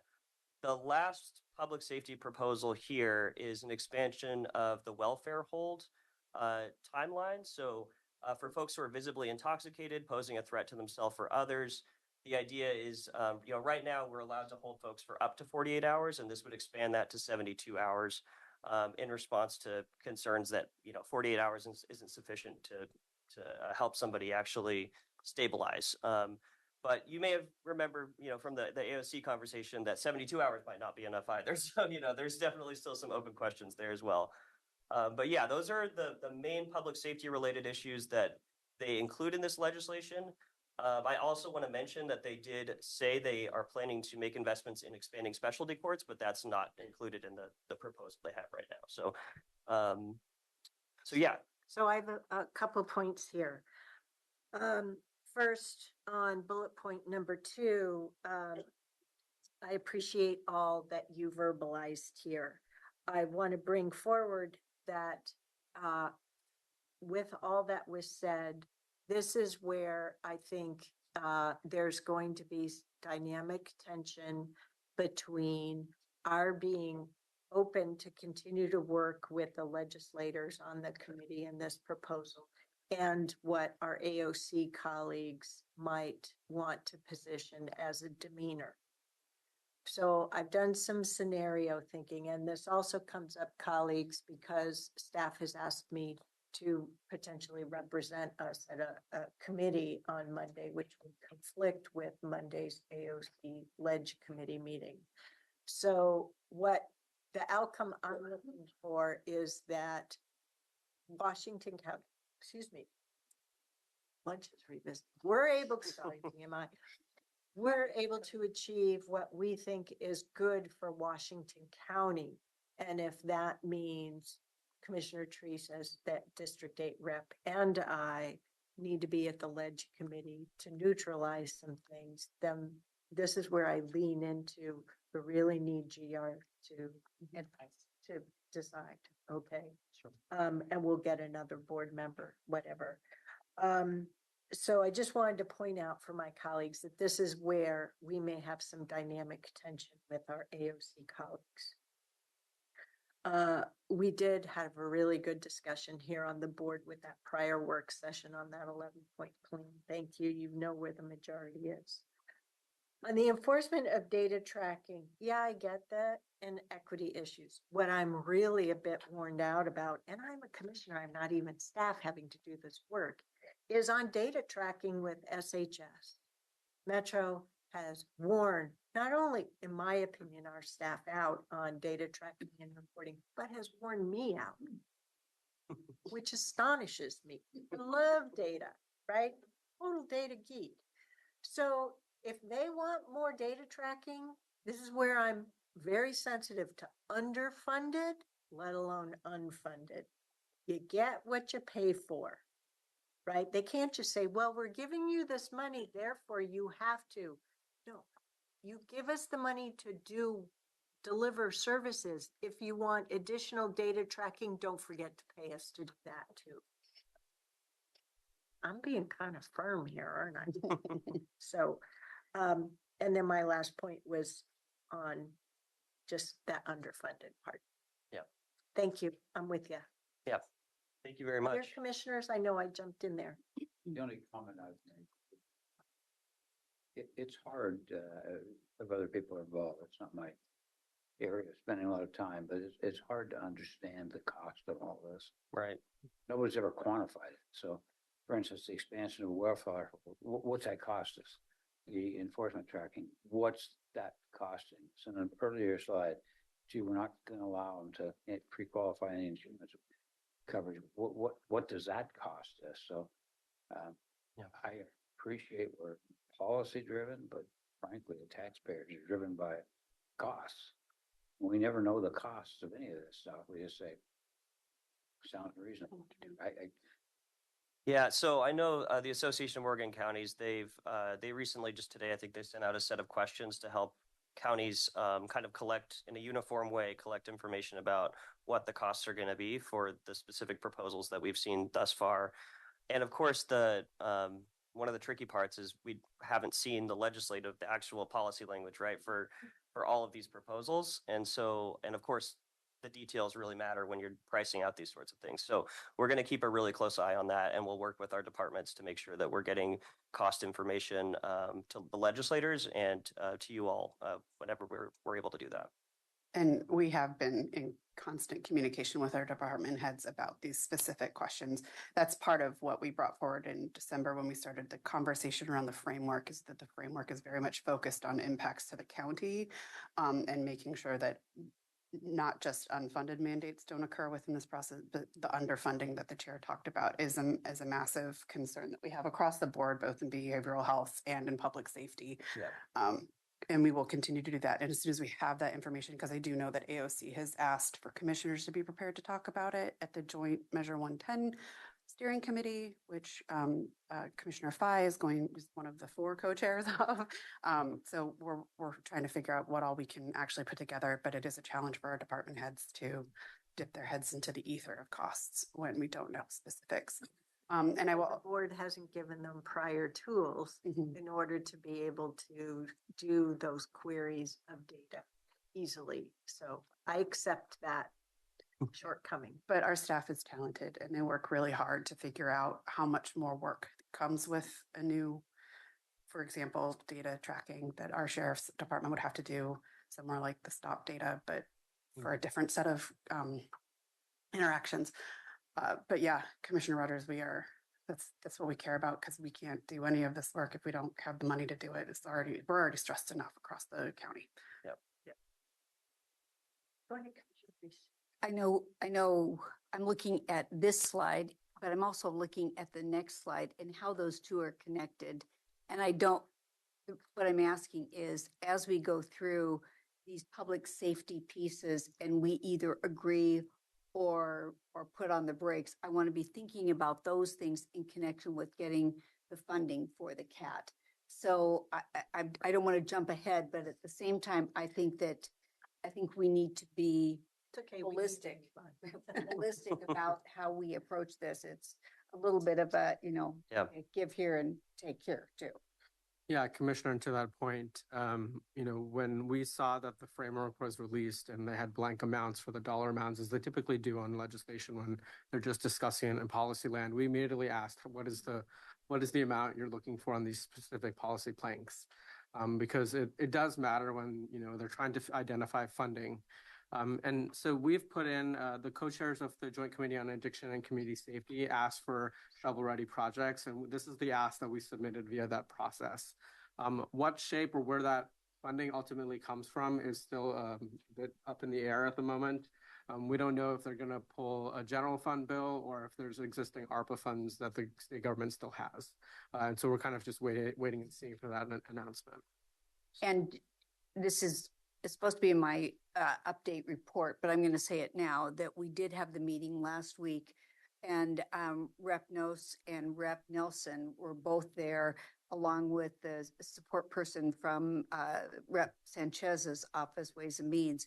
And it was a hard ask. I mean, I made a hard ask.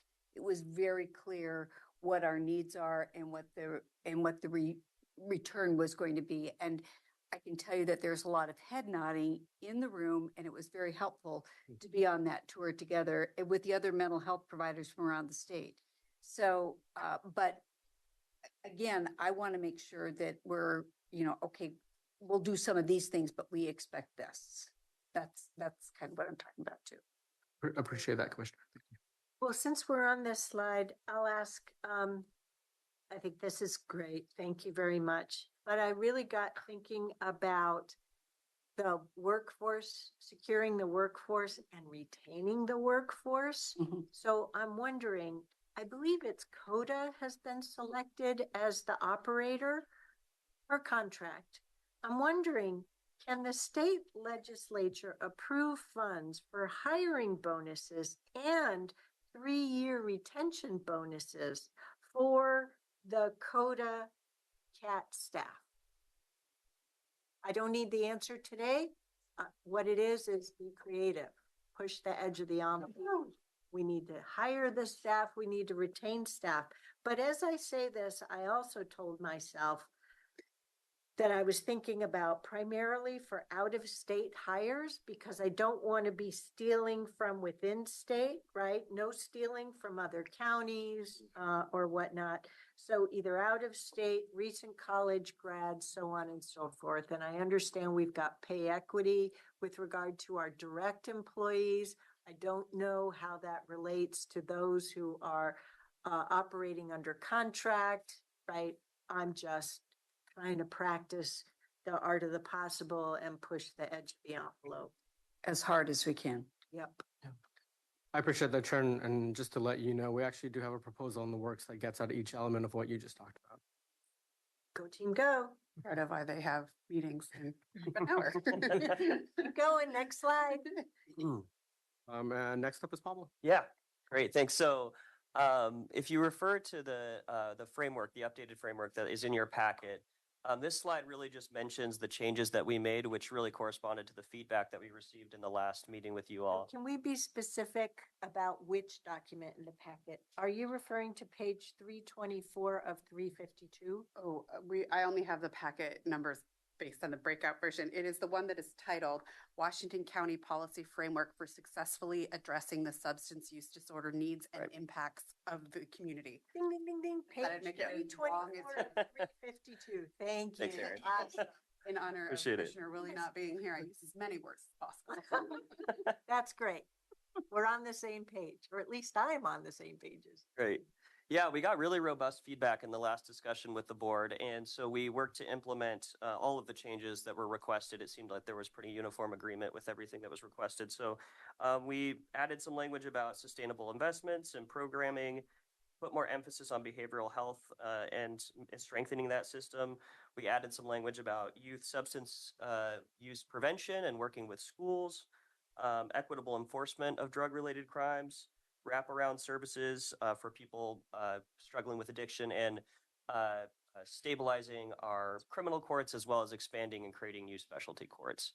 So with that in mind, I would hope that this would be a good time for us to discuss if there's any feedback to the most up-to-date version of the framework. Yep. Yep. Under the second section, investments, second bullet, provide the county with resources to fully fund any new or existing public safety and justice programs that could be strained. I was wondering about changing that could be strained, because our team's already under strain, to change it to continue to strain or increase strain. Right. I'm trying to make sure we're clear about acknowledging that it's already happening. That strain is already happening and we need help with that, which you do quite well in saying funding any new or existing. But that was that. And then under process.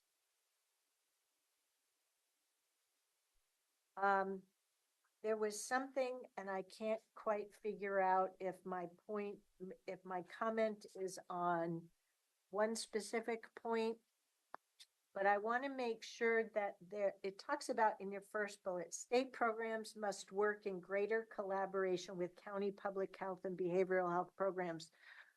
Well, excuse me, sorry. We need collaboration on public safety and justice too. And so that idea of collaboration on public safety and justice, and that includes the state court. The state court can't just make decisions without thinking about the ramifications, right? We need help. And so I couldn't help myself. I thought of that when I was looking through that section. So I'm sharing it. Choose to do with that what you want. Okay. Feedback. Thank you. So thank you. You may not change anything. I'm okay This with is this. your document, so we can make changes. No, on the whole, right? I'm good with this too. Yeah, Okay. I can live with it as you've got it, but I wanted to make sure to contribute. That's a concern I have. That's all. Thank you, commissioners. Any other questions, comments?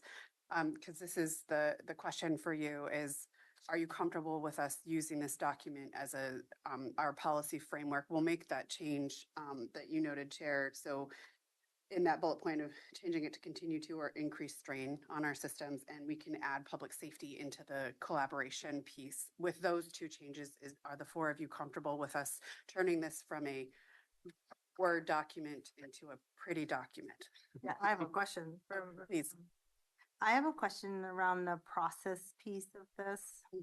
Second bullet says the law enforcement piece. And then the third bullet.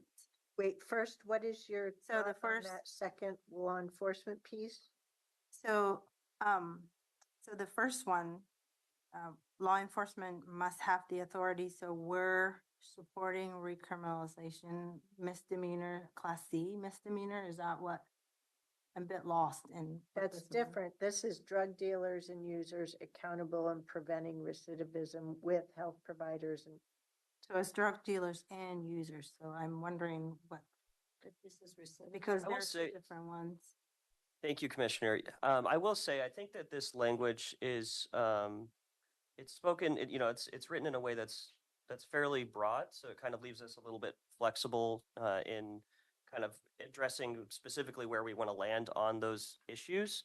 And I think, more broadly, the goal is just to make sure that, and the feedback we got in the last board meeting was really that we wanted to give law enforcement those tools to be able to hold folks accountable. But I think the next part of this section, it also says law enforcement should not be responsible for providing addiction treatment, because we did want to make sure to emphasize that the way to address this problem in the long term is not simply locking up people who are using drugs. So I think that was kind of the goal here. And law enforcement and other folks, I think, are going to have a bigger role in discussing about, C misdemeanor versus A misdemeanor and all of that. But for us, I think it's most important that just systemically that we have the resources and that we have the tools in place. So I think that was the goal with this, but yeah. And this is true to that board direction. And then, so how Washington County Jail system does provide substance use disorder. They do detoxing. And then the last sentence says, recognizing that law enforcement should not be responsible for providing addiction treatment. I'm not following. I see a bit of a contradictory in that sentence. Sure. So I don't know if you could help me better understand, like, what exactly what process am I supporting? The law enforcement having an authority to drug dealers to hold drug dealers and users as well. And then now the state legislator, there's multiple about class C misdemeanor versus class A misdemeanor. And then there's different accountability for drug dealers, which is not the same as possession. So Yeah. I take full responsibility in my confusion. So it's not on you guys. But I'm just wondering if this sentence, if there's an opportunity to clarify, turn it into two things maybe, but So this has to be taken, this bullet has to be taken in along with all of the other ones. Where, of course, those folks who end up in the jail, they are going to get the health care that they need, which includes addiction treatment. Okay, but the way this is worded is recognizing that, hey, state legislators, if you're trying to move folks, drug dealers and users off of the streets, you can't just use a tool to house them in our jail. You have to invest in addiction treatment outside of the jail. So that's what this is getting to, along with the other points. You so can't use it. can we in reword it isolation. like that then? Because I feel like that's easier for me to. I Our follow. experts understand it and position it as such. So the language that's important here is in partnership with behavioral health providers, as in our deputies are not your substance use treatment providers, but they work in partnership with the behavioral health system. We carefully balance the language in this to meet a number of expectations about how resources are allocated and making sure that the right people are tasked with doing the work. And so that's where this is, and that's where this language came from. It was a carefully balanced, a lot of work by my colleagues to make sure that it was taking into those accounts of the conversation related to a proposal and the 11-point proposal, and this board's decision on that, as well as the fact that our deputies are dealing with substance use in the jails, but need investment in behavioral health partnerships. That's where perhaps an impact grant becomes very useful. That's where I would say this language comes from and what it's supporting. So I'm going to call time. We've really got to move forward. You have more in this presentation, and we've got a deadline of no later than 3:30 on this. Well, for these two. But still. Yeah. So does that So, help clarify for what this we're going tool? for? No, I'm, no. Let's move forward. Okay. Without my thumbs up, or if you know. Thank you for that conversation.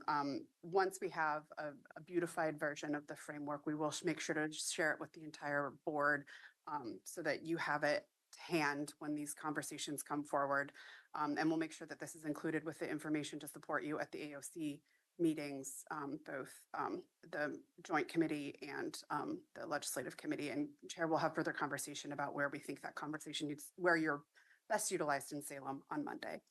So Commissioner Five, beyond that one specific point, dwelling on that, were there any other points that you had great difficulty with? No, Okay. everything else is Great. done for me. Yep. Thank you. Thank you. To shift to a completely other complicated and intense topic and more of Aaron talking than anyone wanted. The next big topic that's going to come out in the legislative session is going to be around housing. And this is again going to come up, I believe, in the conversations around at AOC, both in the steering committee on community development as well as at the legislative committee. I focused today's conversation on the governor's concept that I think has been changed as I was doing the analysis on the current version that I've seen. This is LC 19. I don't have the bill number yet. I won't see that until Tuesday. No, today is Tuesday, Thursday. But there are four main pieces of the governor's concept that I wanted to raise awareness of, and the fourth one is the most challenging. The first is what everyone is now referring to as the HAPO, the Housing Accountability Production Office, which is it's a state agency that's going to be directed by two other state agencies that has a lot of oversight and technical assistance that is going to be required to provide local governments in the housing space. Would you say that one more time? Yeah. About the relationship to local government? So the Housing Accountability and Production Office is going to do a lot of oversight and technical assistance of local governments in the housing space. And I'm going to dig into that a little bit more. feels, And local governments includes Includes regional counties. governments. and Our one metropolitan service district. in the There- state. it is a catch-all for everyone who works in what they call housing policy. So yes, local government is covered across the board. It includes even clean water services. Really, is a special district. Local government is broadly defined. So it is intended to provide technical assistance, including grants, providing resources to local governments and applicants about housing law, investigate complaints, create model codes and plans, provide mediation services for local governments and applicants, coordinate between state agencies, and create policy and funding priorities for the funding that is included under investments within this bill. So it's a really robust office. They don't. So I want to add one more thing to that. Mhm. And it's going to be a little controversial.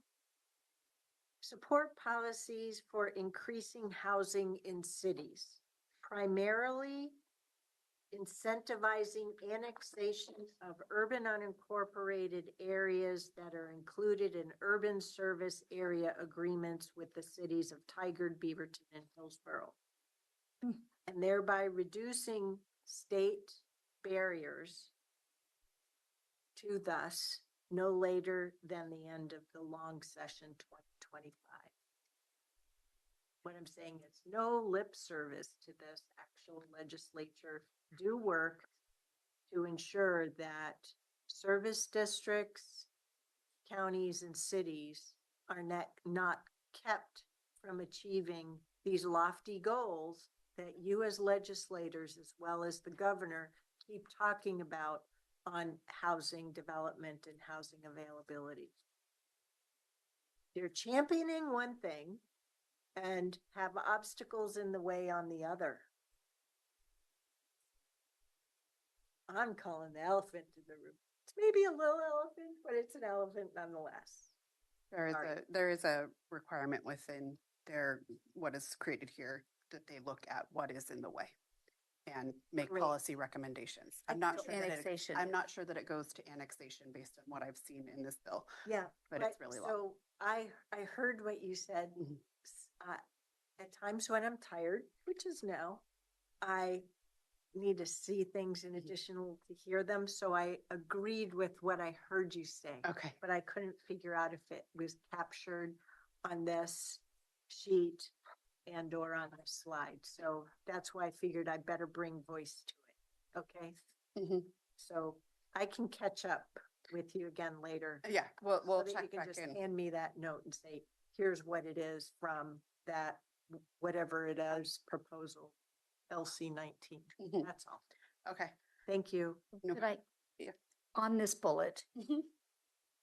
I am a little confused as to, is this is the governor's concept and it's moving forward into legislature and it's under LC 19? Is that what you're saying? LC 19 is this Yeah. draft of legislation And that is the this in governor's that? office. This is what is on this slide is what is in this 86 pages. Okay.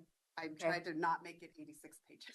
Okay. So the governor's concept is she has bills set aside. Right. This is her priority. This is her, yes. Okay. So So I just just wanted like to with make her sure. executive order on homelessness, where she's reaching in and using our staff to achieve her goals. I'm afraid she's doing something similar through the legislature. And potentially putting local governments in additional strain or in conflicts or whatnot. Well, and does this also potentially put us under expectations that we are not prepared to meet? The Housing Accountability Production Office is not intended to create new rules, but to enforce what is currently on the books, as well as provide potential, there's talk about investments. There's $10 million that this bill calls for that goes to the office to provide grants out to local communities. So Okay. there's funding that comes with it for once, but it's not nearly enough to do. Yeah, Any- divide 10 million by 36 Yeah, all right. counties, Yeah, I let can do that alone math. 300 and some odd cities. 241 incorporated cities. Yeah, I can do that now. Not near enough. No. But that is just for the remainder of the state's biennium. They would have to get more money in the future. Speaking of investments, there's also additional money called for in the bill for additional infrastructure programs.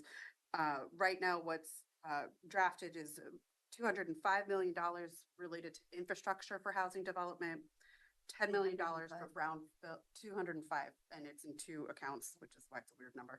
$10 million for brownfield redevelopment to create sites that are ready for housing, and then the $10 million I noted for technical assistance through the HAPO. So just a data point, you may be aware of this through the Metro Brownfields Assessment Study. That study has been done. While I was a Metro counselor, I got a budget amendment for that. And brownfields are important, but the amount of cleaning up of brownfields will not free up a substantial amount of housing, land for housing. But every little bit helps. But we really need to extract that out of Metro, and the current council may not know that that work's already been done. Yeah, and I've talked with my Metro colleagues. I think this is that funding source is going to be more impactful of site readiness outside of the Metro region. Because these are statewide funds, not just $1 million for us. But yes, that doesn't add to the help. Next is definitely a place where the state will be reaching into the processes that we've undertaken at the local level related to variances. So when an applicant brings in an application, we have a process here at the county by which we review those variances and approve or say no. Often, very often, according to LUT's analysis of their work, we say yes, which will put us in a place to be already compliant with the requirements of this LC. But again, it is one of those moments where the state is telling us what processes we have to do and not necessarily allowing us to recoup the cost of doing it. And this won't necessarily land well with other counties that we interact with AOC. Is that what so I'll get to that okay. larger picture conversation at AOC in just a minute, but there has been a lot of work here that is being done with a lot of our technical folks reviewing all of this. And many of the counties are not overly concerned with this, the way it's written. Okay. So, and then the final piece is one of the more challenging pieces. So I'm going to break this down. There are two paths forward for a simple, and the simple is the process, not the politics of an urban growth boundary expansion for housing. There are two different standards, those cities within Metro and those cities outside. So outside of Metro, so there are 3 cities within Washington County that could potentially qualify. They get to do that.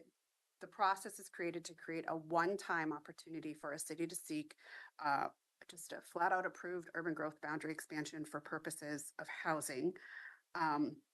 The cities are divided up by population within that. Those under 25,000 in population can seek no more than 75 acres. We don't through the have process. one of those in our 3 cities. So what? They're all under. That's the 75 acres is for all of those under 25,000. So this is where I want to make sure the way it's written is also acknowledges that it does not give them an exception to make such expansions into rural reserves. That is correct. There are standards. So that's okay. Yeah. Yes is Yes. a good answer. yes, they're type. Don't use your word budget. Don't know how not to. There are Let me also protect you from that. They also can't have gotten a UGB expansion within 20 years or within the past 20 years. So if they have gotten a UGB, unless they have used 75% of that land up and can't get another expansion. Got it. Okay. So there are sideboards around who can use these. They also have to have plans. They are called binding conceptual plans, which require a lot of affordable housing requirements, conversations and coordination with service providers, including the counties. The role for the county, for those cities outside of Metro, is to take the information of their UGB expansion and we shall approve it. We have no discretion if it, so that is just a flag for you. Inside of Metro, the process looks different. The cities will petition Metro, and depending upon how many acres overall are requested by July 1st, 2025, one of two processes will take place. If the total sum acres are under 600 acres, Metro moves forward and grants across the board. If it exceeds 600 acres, Metro has a discretionary process by identifying those expansion areas that will meet the goals as stated in the legislation. And Metro has been working very deeply in this legislation, as has been pretty much all the stakeholders when it comes to the urban growth boundaries. Again, it has to be in urban reserves. So there is that protection there. They can't go into rural reserves. This is not a workaround of the reserves process. The reserves are the lands that they're supposed to be. But does this mean that for the entirety of the metro urban reserves, that within some period, boom, 600 acres could come into the entire metro UGB in one fell swoop? And by the end of 2025. So by the end of 2025, all of those 600 acres could be done in Washington County as well. I would have to check with LUT. The law would be yes, the land might not. I just don't know how much acreage we have. Ergos, Mhm. Aaron Wardell would be able to tell me if that hits the 75% rule or not. Mhm. But I'm not saying yes or no on anything. It goes towards mindfulness. Okay, so here's the other thing I'm looking for. I'm just diving into the swimming pool. Thank you very much for digesting Yes. all 86 pages, so that, and summarizing it this way on one slide. Job well done, Erin. Good, she caught that ball. Okay, so here's another thing. There is a bunch of redevelopable, in my words, it's not actually redevelopment, but there are a bunch of big lots in urban unincorporated areas that have one house on them, right? They've historically been that way. People are living out their lives. We're not displacing them. And our cities are doing a really good job on proposals for development applications within their boundaries. And our staff tries mightily for the urban unincorporated areas, but we simply don't have all of the tools as cities do. So I'm hoping that somewhere buried in the 86 pages of the LC19 and maybe in investments that it does this, but I'm also looking for, as there is an evaluation of investments, that there will be incentive points or investment points for cities to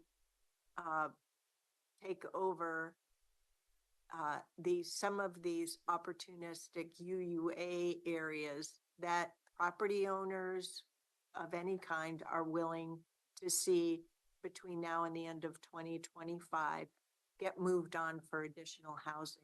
And I know, with everything on our plate, we don't have the budget to give our really great LUT staff all the tools to be able to move forward that fast. And so I'm looking for the ask of the state legislators and the governor to say, okay, we get it. But in order to support that, we need your help. And this gets to that supporting the cherry stem annexations or whatever. I don't know. I'm not smart enough, or I'm not as informed enough on all the ins and outs of these particulars. But I appreciate the situation that we're in as a state. I fear mightily that the number of homes that have been destroyed through the windstorm, right, of just the last 2 weeks, we don't have enough contractors and labor to fix all of those, let alone deliver more housing between now and 2025. So, but I'm going to temporarily suspend disbelief and ask for the move.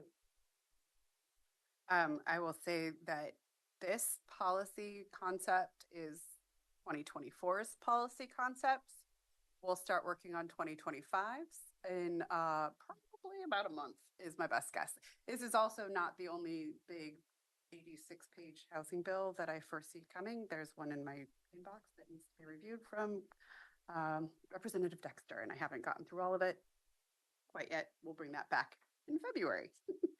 But to that end, if there are there any further questions on the governor's concept, concerns? Or on the housing policy Well, framework, I'm gonna- which is the next slide. Next slide. I wanted to make sure I got off Yeah. this slide properly before I went on to the proposed framework. So this is a much easier one to title. It's the Washington County Housing Policy Framework that was on page 30 within the contained.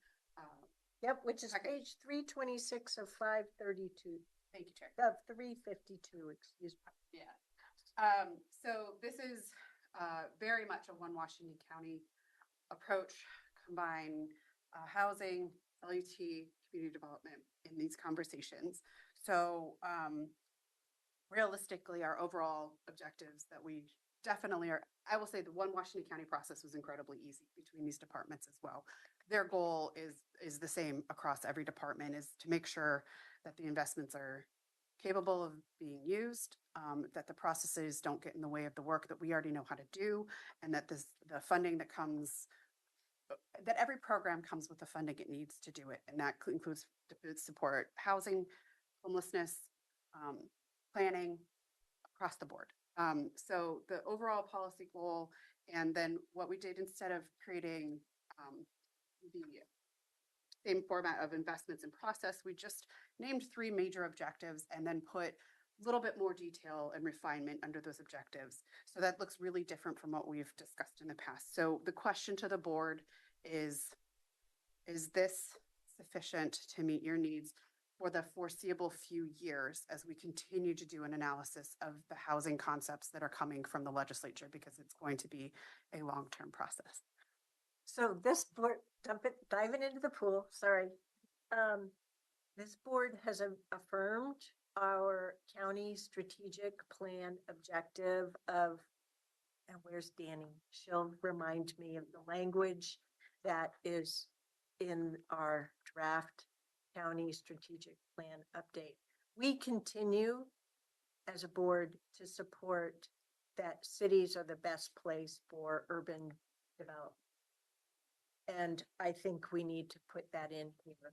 Yes, it's a guiding principle or whatever, but I can imagine how this policy framework will be a very useful tool as the GR team moves forward and working with all kinds of ledge staff and partners. So the only thing I wanted to make sure I contributed it might be good to add that clarity right in this document.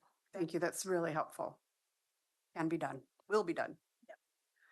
Other questions, directions? And so what I'll say here is we'll rework this and bring it back for February 6th for your final review to make sure that we've captured that before asking you for the final thumbs up on that.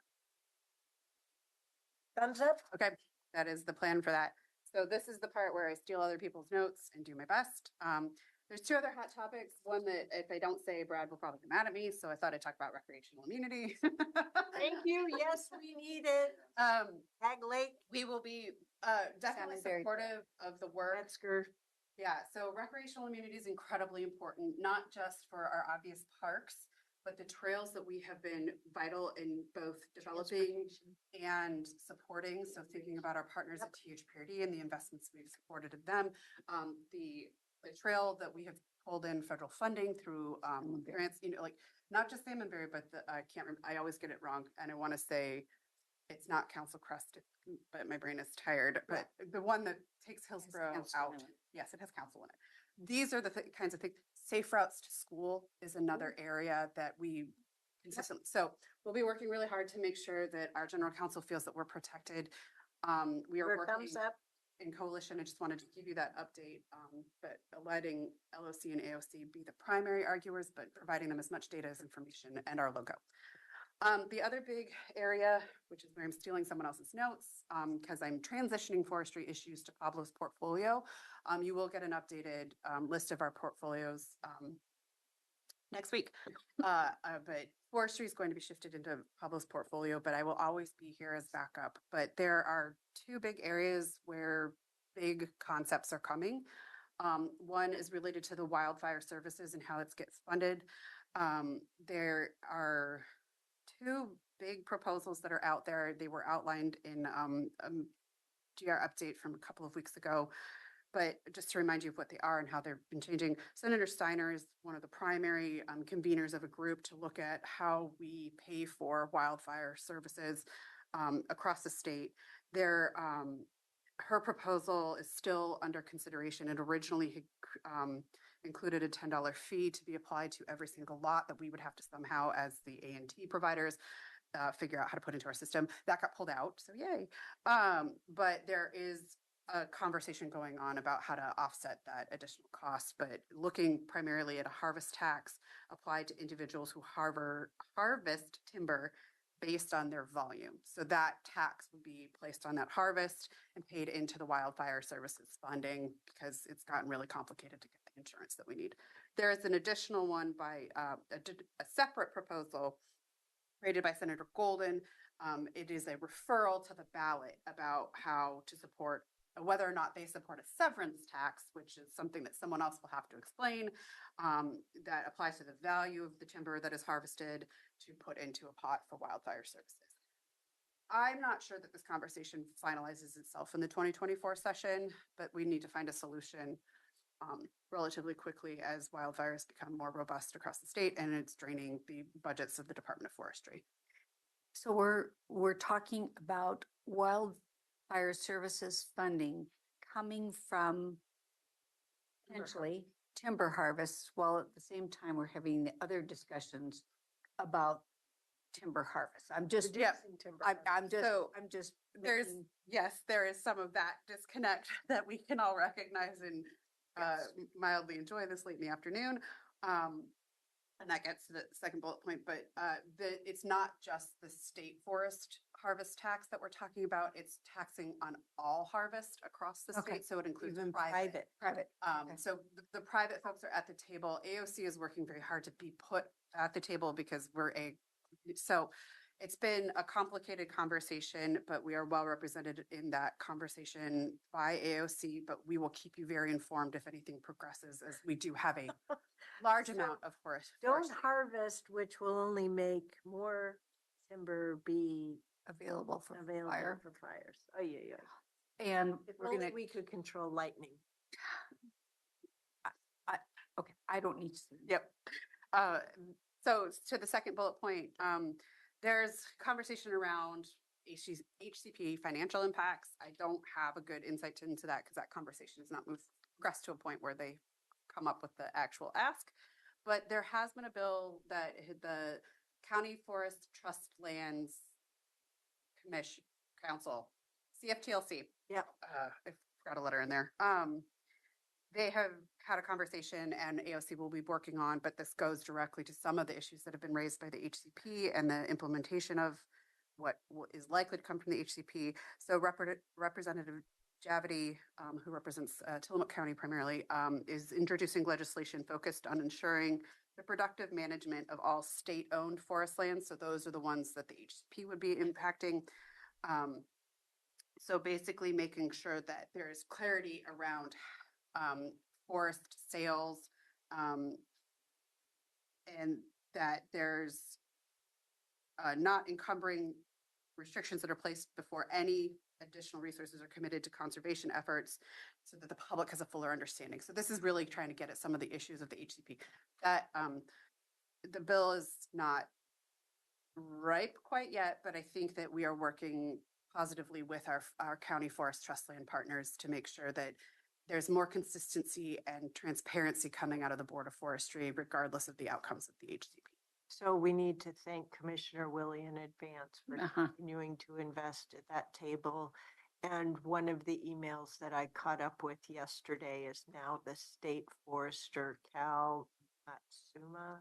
I didn't get his last name Mhm. right, he's going to have 2 listening sessions, one in Lane County and one in Astoria County. I mean, the city of Astoria and another one in Lane County. And I'm thinking, wait a minute, Lane County was even lower down in the numbers of impact on HCP. I think it was geographic choices on that one, so that there's somewhere south. Lane County is south, and there's somewhere in the northwest corner. There was also a virtual listening session as well, I and didn't even see that list. yeah, it was Okay. above it. It was a really hard to read email. Believe Pablo attended that. I will check in with him to Thank make sure you. you guys get the update related to that. That was related to the HCP proposal. If there's, since I've cheered you all up, are there any other questions related to what you've been hearing about in the 2025 session before I move on? No, I'm ready to move on to public safety and justice. Okay, let's have a fun conversation. So while I do sit in some of these meetings, again, I am stealing someone else's notes, and the rest of the team is already here, so they can back me up if I need to. I need to call in and assist. But as you're well aware, we have the public safety and justice paper that you've reviewed a few times, and we are going to have a discussion with the legislature before the session, tied to a lot of those public safety conversations that are part of the expected session. And this is where we say, thank you, team. This is a really awesome 1-pager, right? It is. So Yes. Thank you, team. before you give any credit to GR, we had nothing to do with the drafting of this. So I would like to give credit where credit is due. Aaron, Brenda Bartlett, Lily McLeod, and Sherry Gerald all worked incredibly hard to create something that then we keep getting thanked for. So I'd like to thank them. And I'm going to take these questions out of order of the slides, but I assume that this is a thumbs up that we can use this in the 2024 session to start making our case. Yes, please. But I have one question. Please. Between slides 18 and 19, I don't know where it fits, but I'm wondering about, hey, what about the law library? Did the state I don't think they made the changes that we needed in the prior session to help support law libraries. And so between slides 19 and 20, I haven't forgotten the law library. So I didn't know if you needed me to possibly say something so that you add it to the list of things we need. You have accomplished that task. I think with the law library in the last session, they gave a small bump. It's not reflective of the overall cost changes. It is. So thank you, but more is needed. Yes, thank you, but continuing service levels aren't even continuing. Just before we leave the public safety and justice, Got one more slide. okay, I just wanted to say that not only is this good, it was such a quick pivot on everybody's part in the county.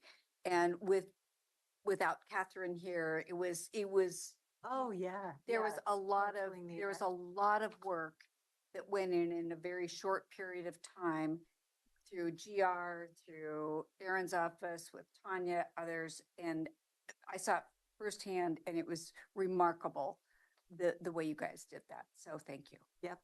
And your investment of time, energy, and expertise in developing that paper and having the work sessions and briefings with us has done the foundation, provided the foundation for us to move forward, pivot as needed. So good job, everyone.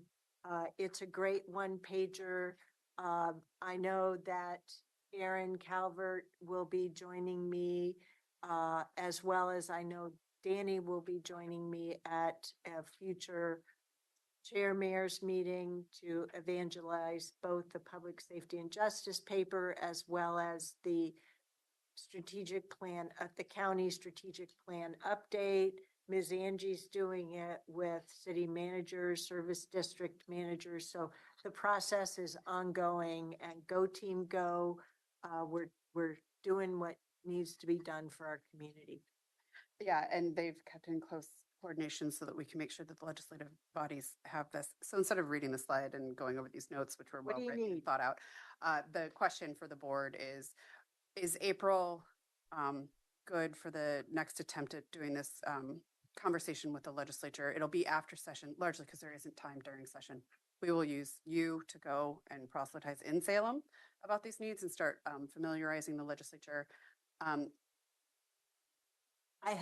Yes, I have no illusions about the fact that after the short session, I've learned from prior short sessions how legislators, some, very few, will go on vacation in March, but then they get really focused on their reelections in May as well as November. So I'm under no illusions that it will continue to be challenging to get a majority of them at any point in time. It's still worth trying.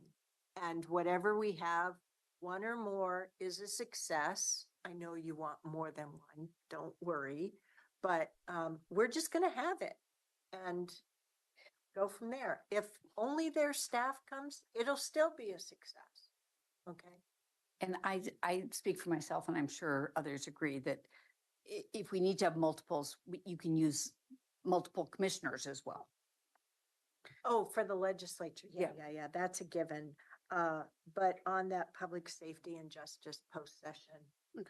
Yeah. Thumbs up. I'm going to float an idea of we'll work as a team to float some ideas about how we make it the event to attend for state legislators, even though it is part of their. It's foundation building for the long session. Exactly. And it's also. Be there or be square. You want to talk to members of our community, this is going to be something that they're going to be asking questions about. So come to the event, learn the things, and then run for office. Make So- sure you have your campaign photographs ready. Like you know how to entice people to come. So are there any other outcomes or needs besides get people there, whoever it is from the state legislature that you would like to see? Nope. Okay, moving on. Next steps. Oh, we're almost done. So we'll add a box to this the next time you see it. There will be an April with a PS&J event included in it. So this is just a timeline where the GR team is. February starting, session convenes on the 5th. We are coming to your board on the 6th and the 20th to do updates. We will be advocating in Salem in the meantime. We will have an additional member of the GR team starting on the 9th, and I will make that announcement. Of February? Of February. Ding, ding, ding, ding. We will do that Next introduction question. as soon as she is fully ready to join the team, but she has a start date. So you'll see a new face around the office, and I will be transitioning a lot of my work at the state level over to her. What we're talking about. Yay. So that is happy news. And the way we'll communicate will always be through our GR memo. You will see as much information that is fit to print in that, and we'll continue that through March. And then the constitutional sine die is the 10th. Election filing day is the 12th. Just, that's maybe why those are timed the way they are. And we'll come back to your board on the 19th with a session recap. And then we'll add April in for the PS&J legislative outreach. And then we will start working on 2025 in May. It's in italics in case things have to change with Clerk Moss to make sure we're there. So what's different this session compared to any prior sessions is I am more available this session in prior. I do have one ask of my colleagues where I do need to take a Friday, Monday off to go to Maine to see my mom for her 90th birthday. So that weekend, that Friday and Monday, land around the 23rd milestone, working towards the 29th. So I have sensitivity around that Friday and Monday where I'm going to need your coverage. So fortunately, the legislature doesn't like working on Fridays either. So that Just- Monday, yes, no, we will make sure that things are planned as much as we can plan in a short session with short deadlines. We already know some bills that are coming up on the Monday the 5th and Tuesday the 6th. So we will keep working on that. Just a reminder, that's our schedule. This is a legislature schedule. Green is legislative session. Red is deadlines. It's tiny print. Ask me if you have questions. Thank you for your time. Keep up the great work. I'll pass that on to the team. Okay. Guess what, folks? We're going to take a 15-minute break and reconvene at 4 o'clock. Is that okay? Yeah. You want 15 minutes or shorter? When are we gonna be out of here? I need. No later than 5. Yeah, I've got to go. Yeah, we're going to adjourn by 5. Do you want 15 minutes or less? I don't care. I gotta get- Well, move if around. nobody cares, I'll make it 5. I would prefer 5. Okay, Or- 5 minutes. We'll be back at 10:04. Thank you.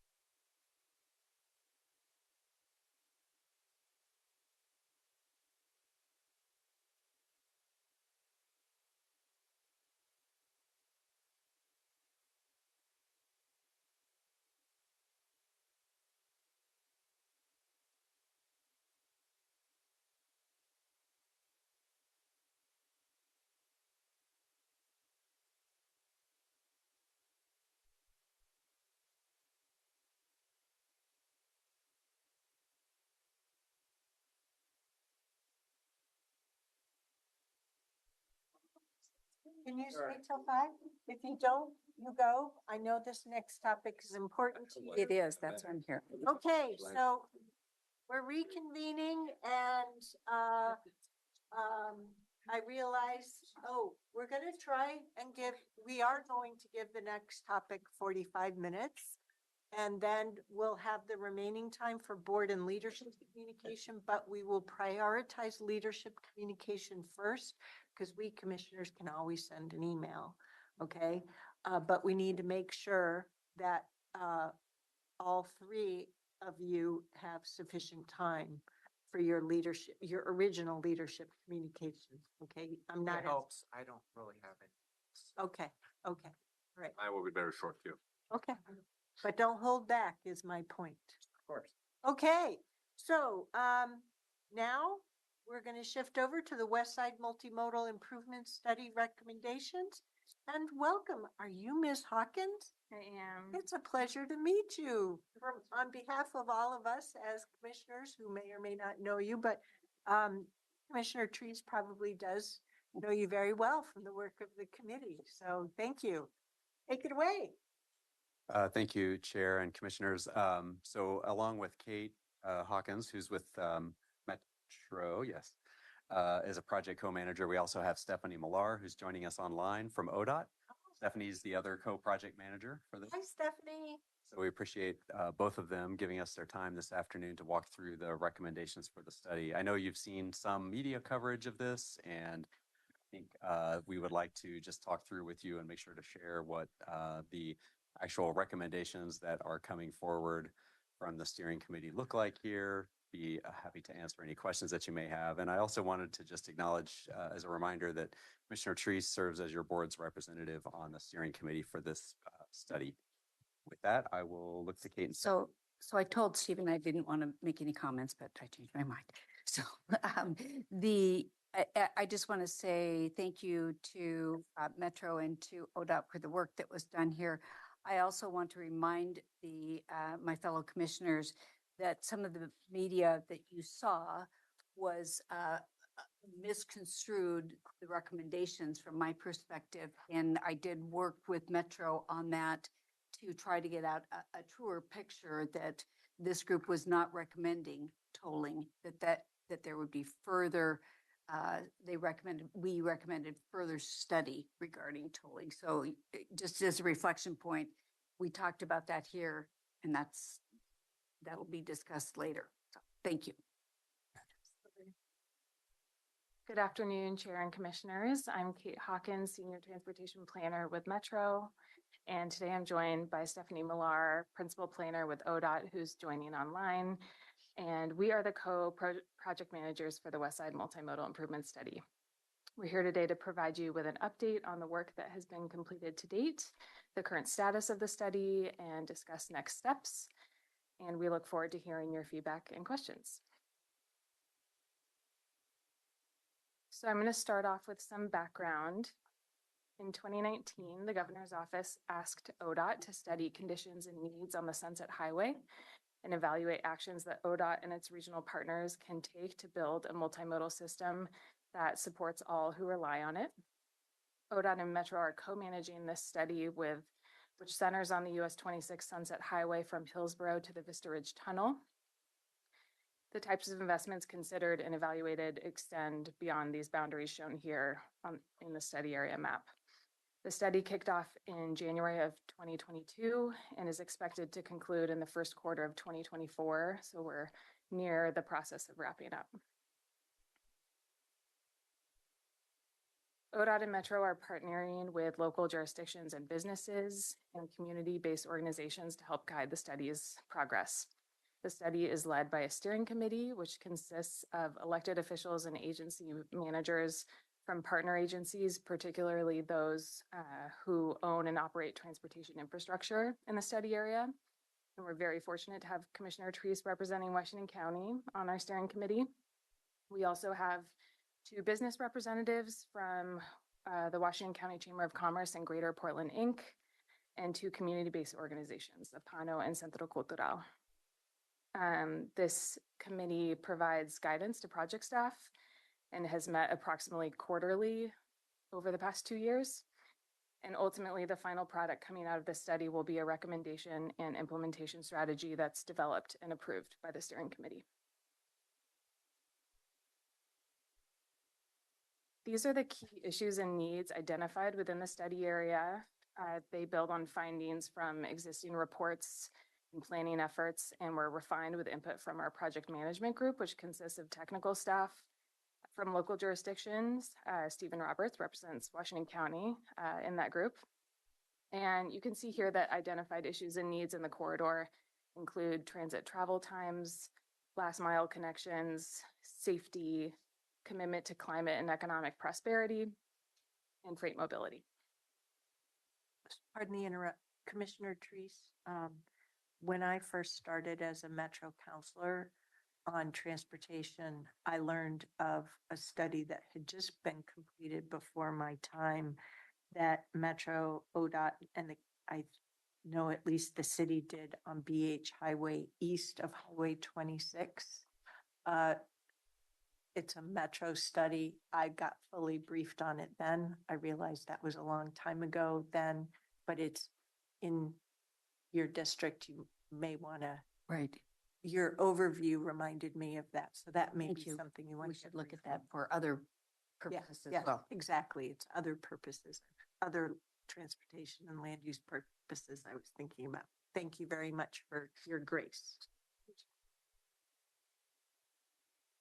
We want to recognize and acknowledge the unique economy in this corridor. It's home to Oregon Silicon Forest and one of the strongest economic engines in the state. The Westside area has many important industries, and this slide highlights the role of high-tech manufacturing and companies like Intel, Tektronix, HP, and Genentech. We're seeing significant investments in the semiconductor manufacturing industry at the state and federal levels. And as such, a key component of this study has been looking at the role that our transportation system plays in supporting the economy, industries, and workers in the Westside corridor.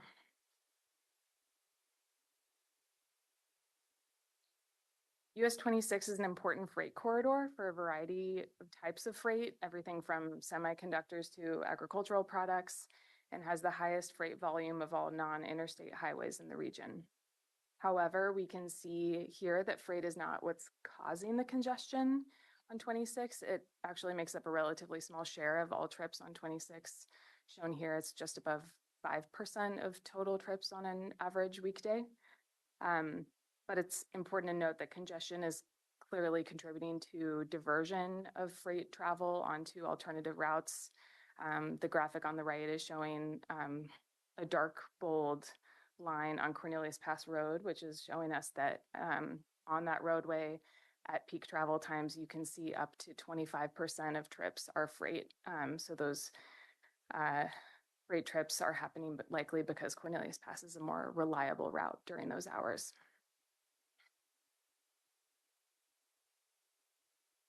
This slide shows commute patterns that we see in and out of the Westside study area. Interestingly, our existing conditions data shows a relatively small number of people who both live and work within the study area at about 27,000. We see a large number of Westside residents going to jobs elsewhere, about 64,000, and an even bigger number of people who are coming into the Westside area to work, 97,000. So it's easy to see how this contributes to traffic congestion and tells us this is not just a Westside issue, but a regional issue with all the movement happening across the metropolitan area. This study included focus groups led by community-based organizations in multiple languages that are prominent here on the Westside. We partnered with Apano and Centro Cultural for this effort and heard about a variety of transportation challenges that community members experience, including limited transit options, safety concerns, and inadequate access for people walking and biking. We also held a series of roundtable events to hear from Westside businesses. And through this outreach, businesses shared with us that congestion is impacting the flow of goods, decisions to expand and where to locate, and worker commutes. They also shared concerns about safety along key freight routes and the lack of alternative options to US 26. And now I'm going to hand it over to Stephanie to walk through our scenario analysis. Thank you, Kate. Okay. The steering committee selected these 5 priority areas and evaluation metrics to guide the process and find solutions that address the problem statement. These priority areas and metrics serve as the basis for our evaluation. So you can see that we're looking at mobility and reliability, safety, social equity, climate action, and economic vitality. Next slide, please. We packaged the investment options into scenario groupings using regional and statewide policy about investment priorities. Each subsequent scenario contains elements of the one evaluated before it, with the exception of the final scenario where we looked at tolling independently. So first we asked, what can we achieve with pricing and system management? What can we do with the pavement already on the ground? Then the next scenario looked at that combined with what can we achieve by implementing relatively short improvements like modifications to interchanges, investments in active transportation, transit, and park and rides. In number 3, we looked at the first 2 and in addition added some additional infrastructure, investing existing infrastructure. And then finally in 4, we looked at all of the previous ones combined and added in some pretty significant improvements. The project management group asked us to also look at what impact congestion pricing would have. There's currently no discussion of tolling in the study area. This was just a look to see what impact it might have on the priority areas identified by the study committee. Next slide, please. Wait. I have a lot of heartburn with 2 things that this summary slide says. So I think you have the room in your tables as such to remove the misunderstanding by adding a few words. The first topic is scenario 3, widen Cornelius Pass Road. Cornelius Pass Road is a long extent. I believe in reviewing what you have here in the slides, you're talking about widening Cornelius Pass in not the entire extent, but north of Highway 26 down to Highway 30. Okay, so it's that northerly extent. Okay, so That's correct. yeah, Okay. and Commissioner Not Treese south- was not nodding south too. of- So I think you need to figure out a way to say that. Otherwise, we're going to deal with a lot of people who live along Cornelius Pass Road, south of not just 26, but specifically south of Cornell Road, all the way down to the other end, saying, wait a minute, you're saying you're going to widen Cornelius Pass Road. That means you're going to obliterate our neighborhood, and we just don't need that. So that is my ask. It's not changing the nature of any of your work. Good point. I'll make sure that that gets reflected in the final report. Thank you. And not just in the report, but in any subsequent use of these slides. Then on number 5, if I heard you correctly, which opens the door for maybe I did not, I believe what scenario 5 is studying toll lanes on US 26 and Oregon 217 to manage congestion. Am I right about that? So what this actually represents is what we modeled. Yes. So it's what we model, that's studied. yes, Yes. so that's a better word.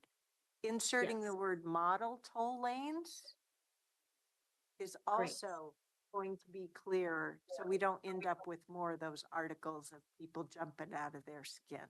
That's all. Great. Yes, thank you. Great work. I think you have me exactly where you want me to be in terms of my understanding. Thank That's you. just funny when you said that. You have me where you want me. It's kind of funny. And I'll get into the I'm detail and happy to make explain. you laugh. Yay, me. On the toll lanes, study toll lanes, is that additional lanes or is that all existing lanes? What It we would be- modeled, I'll get into that in some subsequent slides. So if you don't mind, could we keep going? Okay, awesome. So also want to ground you in the current year versus the future year. So we were able to use brand new information in the newly adopted 2023 RTP as it was being finalized. And so the base year for comparison is 2045. And between today and 2045, the region anticipates a population growth of about 30% and total employment growth of about 37%. So for my own clarification, that is truly the metro region, not the MSA, right? Correct. Thank you very much. Okay, next slide. Oh dear. So can you pop down one slide and see if they got mixed up? I think that, yeah, they got bounced somehow. So the 2045 RTP includes a list of transportation investment priorities for the next 20 years. It identifies $68.5 billion in projects, of which 25.5 are capital improvements. Even with all those investments over time, we can still expect to see an increase in demand and travel time in the corridor, which isn't surprising given that population and job growth. So if you look down in the lower right-hand corner, you'll see the mobility and reliability measures.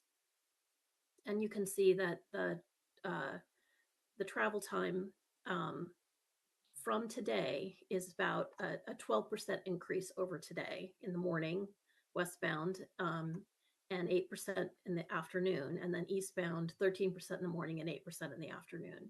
So we have really huge investments in the RTP, but with that population growth, we're still going to experience some additional congestion in this corridor. Next, can you go back to the previous slide, please? There we go. Sorry about that. So scenario 1 examines what the region can do by using system management and transit improvements with minimal changes to built infrastructure. It represents low cost and programmatic improvements and considers a major expansion of cycling routes, micromobility, carpool programs beyond what's expected in the regional transportation plan. And you can see the high level findings here. We're seeing a modest increase in non-driving alone mode share. And then in the lower right, you see we're just buying back just a tiny bit percentage of travel time reliability. 2 slides down, please, to scenario 2. Okay, in scenario 2, we look at all the investments seen in the RTP in scenario 1, and then we add some near-term improvements and spot fixes, such as auxiliary lanes and more transit investments. We see modest gains and with the travel time improvements moving up to 2%. Next slide. In scenario 3, we look at larger investments and interventions, such including widening Cornelius Pass in that section we discussed earlier, and parts of Barnes and Burnside. We also tested a managed lane on US 26, which would be reserved for freight and high occupancy vehicles only. And here what we saw is we actually lost ground in terms of travel time reliability because we were pushing all of the general purpose traffic into the 2 remaining lanes, and the 1 existing lane was being managed. So that kind of threw off our numbers there a little bit. And scenario 4. So in scenario 4, we looked at major capital investments, including some reconfiguration of I-405 and US 26 near the confluence of those 2 facilities, a new roadway called the Northern Connector, and a new bridge across the Willamette into the Port Industrial area, and putting a max tunnel into a tunnel under downtown. And from that, with those large capital investments, we see some improvement. Next slide, please. So this slide looks at the changes in travel time in minutes. And to summarize what we've seen so far, this slide shows how those changes are happening from today. So in the baseline, we're estimating, and this is just sort of a rough way to help us conceptualize it, about a 3-minute increase over today, eastbound, and 2 minutes westbound in the AM peak. With the investments in scenario 1, we don't really see any significant change in that time. 2, the same, 3, the same, 4 with those large capital investments. We bring ourselves just about back to where we are today. And then in a moment, I'm going to look at the tolling scenario. Oh, okay. So finally, we looked at the tolling scenario of tolling existing lanes on US 26 and 217. And again, this is just modeling.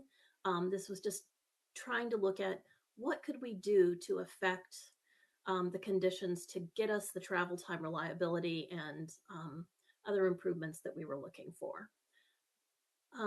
And the tolling assumptions were modeled using the regional mobility pricing project assumptions so that we had consistency with other expectations across the region about how things might happen. And those tolls would operate in the same kinds of ways as the ones on the Interstate Bridge and the Abernathy Bridge. All vehicles accessing US 26 between Brookwood and the Vista Ridge Tunnel and anywhere along 217 were assumed to experience a base toll rate for using the facility. And then we also found that in order to get the travel time savings that we were looking for and reliability improvements, that we would need to do a couple of high traffic toll points during peak hours. So we found that by putting one just outside the Vista Ridge Tunnel and Cedar Hills and Murray Boulevard, we were able to achieve the kinds of improvements that we wanted to see. So I think Commissioner Rogers, that addresses your questions about where the tolling has been modeled, the implementation that has been modeled, as well as it further clarifies the tolling having a base fee and in 2 locations, additional higher demand fees. Did that address your And question? all lanes, Yeah. all existing lanes Yeah. were Mhm. modeled in this. All lanes. Yeah. Yeah, and doesn't assume any additional lanes. I did want to clarify that this tolling scenario was modeled solely against with the baseline 2045 projects included, but it does not include all the investments in scenarios 1 through 4. Yeah. We wanted to see what tolling could do alone. Yep. These are really great explanation slides.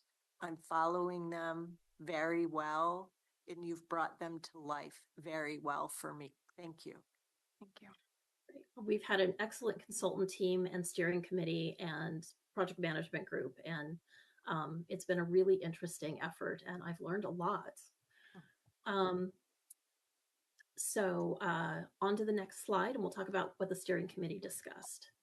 So the steering committee first reached agreement to advance the multimodal investments in transit demand management and transit supportive investments and projects. Those were something that didn't need a lot of discussion and people felt really comfortable moving forward with. Then we got into the conversations about those scenarios 4 and the tolling scenario. And with a lot of discussion, the steering committee, supported by the project management group, took into consideration the priority areas and evaluation metrics that I talked about earlier, but also the cost and political considerations with all of these concepts that were being modeled and discussed. And they arrived at the consensus to recommend that further study be done on what they termed strategic capital investments paired with tolling for both its revenue generation ability to help pay for facilities improvements, and for its demand moderating effects. Specifically, they wanted to see further work done to look at safety improvements and widening of Cornelius Pass, solutions to address corridor bottlenecks on US 26 and related issues on I-405, increased transit in the corridor to be paired with future discussions of tolling, and then with Barnes and Burnside, post the meeting, some things were worked out, and a portion of that was also moved forward into this conversation to recommend further study combined with that strategic funding initiative to do some complete streets and improvements on Barnes Road. Items that were not recommended to move forward for further discussion during this study were the Northern Connector and the North Willamette Bridge. Can we, before we go to the next step slides, can we entertain clarifying questions on this slide? And Commissioner Treese will help make sure I've understood this properly. Okay, bullet number 1, advancing multimodal investments. I want to make sure I understood this first bullet. Okay, we're on that. Yes, we're on this slide, that very first bullet. What I want to make sure is that in moving forward with the recommendations and the results of the steering committee work, that what this bullet means is that we're really looking for us to advocate for increased state and federal investment in multimodal investments, and that it's not just a takeaway that we've studied multimodal investments and they make a difference. To be crass about it, this isn't just lip service, right? That we, just like, I'm a little, I guess, perhaps jaded, maybe the right word, Stephen, for the result of the climate smart communities. We did a tremendous amount of work, and I know you were all involved at the county. I was at Metro at the time, to show that if the state wants us to be successful in meeting the climate goals from 2005 and subsequently, as they defined metrics for 2030, so forth, that we really need the state and the feds to invest in transit. That all the studying shows that. So here it's just like, okay, we've studied it, but in order to implement it, we need more money. We can't just fund it locally. So in the recommendations memo that we've been working on with the project management group, we have actually assigned some responsibility. And so it depends on facility owner. And then there's also policies and other supportive pieces that need to take place. So the first one on the list, for example, is employer commute reduction programs, and what role can the county and the chamber agreed to participate in that conversation, play. Metro has a program, has some money. How are we tapping into what Metro has available in order to maximize its return in Washington County for these employers? Oh, that program has been reworked and reworked and reworked. I mean, we've tried to squeeze blood out of a stone, and it's ridiculous. We flat out need more investment in money. So I'm on this kick, right? No more unfunded mandates. We need more money. And sorry, that's historically something the state and feds have enabled. And we can't be trying to do more with the MTIP and congestion management funds that we've had historically. I'm not remembering the term right. But anyway. CMAC, probably. CMAC, Yeah. Thank you. Yes, and I would say, Chair, I think obviously having these studies done and the regional collaboration and the coordination, I think will help to set us up for future transit funding requests, along with the work that's being done on TV Highway and a literally a parallel study. So I think that, you know, just investing the time and the effort in doing this work will help position us to be successful. But for the most part, those are all grant programs, not programmatic Yep. allocations. Well, and I tell you, just one of the results of this 2-week vacation that I just took in Chile, I love TriMet, great service. And we need to continue to invest and appreciate our publicly owned and operated transit. But I think now is the time. I've been wondering for this 2-week extent now, what barriers do we have to support private transit solutions? Employers do not need Metro to run more van pools. Employers need to run their own van pools. Okay. Yes, and I could do a whole presentation on that separately, because I used to run that program at the state. Yeah. So that's what I'm really trying to get at as a learning is the private sector is going to need to do more to directly own and manage the problems that their employees and their goods and freight are experiencing. Government can't be the solution provider. But excellent study. Thank you. I have nothing more to add on this slide. Does anybody else have any clarifying questions on this slide? Chair Harrington, I don't have it on this slide, but I do have one from previous slides. If we could go back to the tolling scenario, I just wanted to clarify one of the levied in 2 locations. The sub-bullets on supplemental. That supplemental high demand. Yes. Could you clarify what that means, levied in 2 locations? So Yes, not only so- is there the base fee, there's also, sorry, go ahead, Stacy, you're the expert. Okay. Yes, there is a fee for entering the highway, and then there's some congestion management toll spots. So during peak hours, tolls would be levied at the 2 places where you see those stars. And that's what we modeled. That's not what we would necessarily do. We were trying to get to the point where we saw significant improvement, and that's what it took. When using tolling alone, without scenarios 1 through 4, and just building it on top of the base regional transportation plan.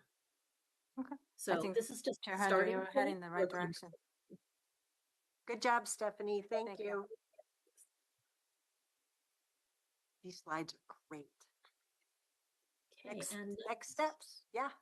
Okay, so the project management group, after the November 30th steering committee meeting, was tasked with developing recommendations based on their discussion, and we've been working with them to refine all these pieces. We'll be circulating the final recommendations back to the steering committee to get their approval via email, and our hope is to get this wrapped up by end of March, early April. Ideally, we would like to have the endorsements of participating local agencies to strengthen the relevance of this work and put it in a good position to keep moving forward and try to get some things done. So Stephanie, if I could kind of take over at this point. Commissioner Treese is our representative to the steering committee. And so for my colleagues, I would like to call the question of,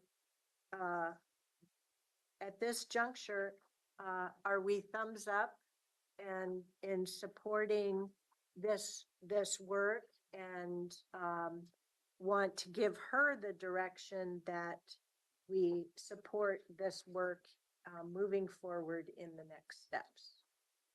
Thumbs up for me. No thumbs up? Nope. Okay, so what are your thoughts? What are you looking for, Commissioner Rogers? Sure. My concern has been and continues to be that all we're doing is shifting traffic off of a state system onto a local system. It's not unlike what Clackamas County is experiencing in the areas that they're dealing with. And so I haven't seen, and Pam, I don't begrudge you and the group. I think you guys have worked hard on the task that was described to you, but the scope is much bigger than that. I mean, when you start having diversion issues, they'll be significant. How is that going to be dealt with? Because that seems to be devoid. So we just keep chugging along and saying, okay, gee, we've accomplished our goals. We've reduced traffic in some fashion, whether it be tolls or some other methodology, only to leave a big problem with the local government because they have to deal with all this new traffic that's diverted off. Now, take my area. I happen to represent, which you wouldn't know, but I happen to represent an area in the southeast quadrant of the county. I can assure you, we know how Shoals Ferry works. We know how 219 works. We know how River Road works. Everybody's going to go that way if they're going north. So that places lots of issues on the county to provide facilities for these issues.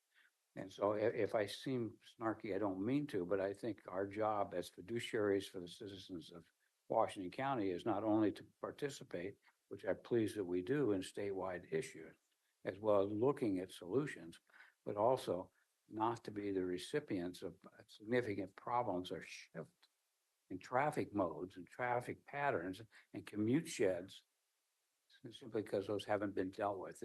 This was a study to the north, which I appreciate, but it has huge impacts all the way down to the south.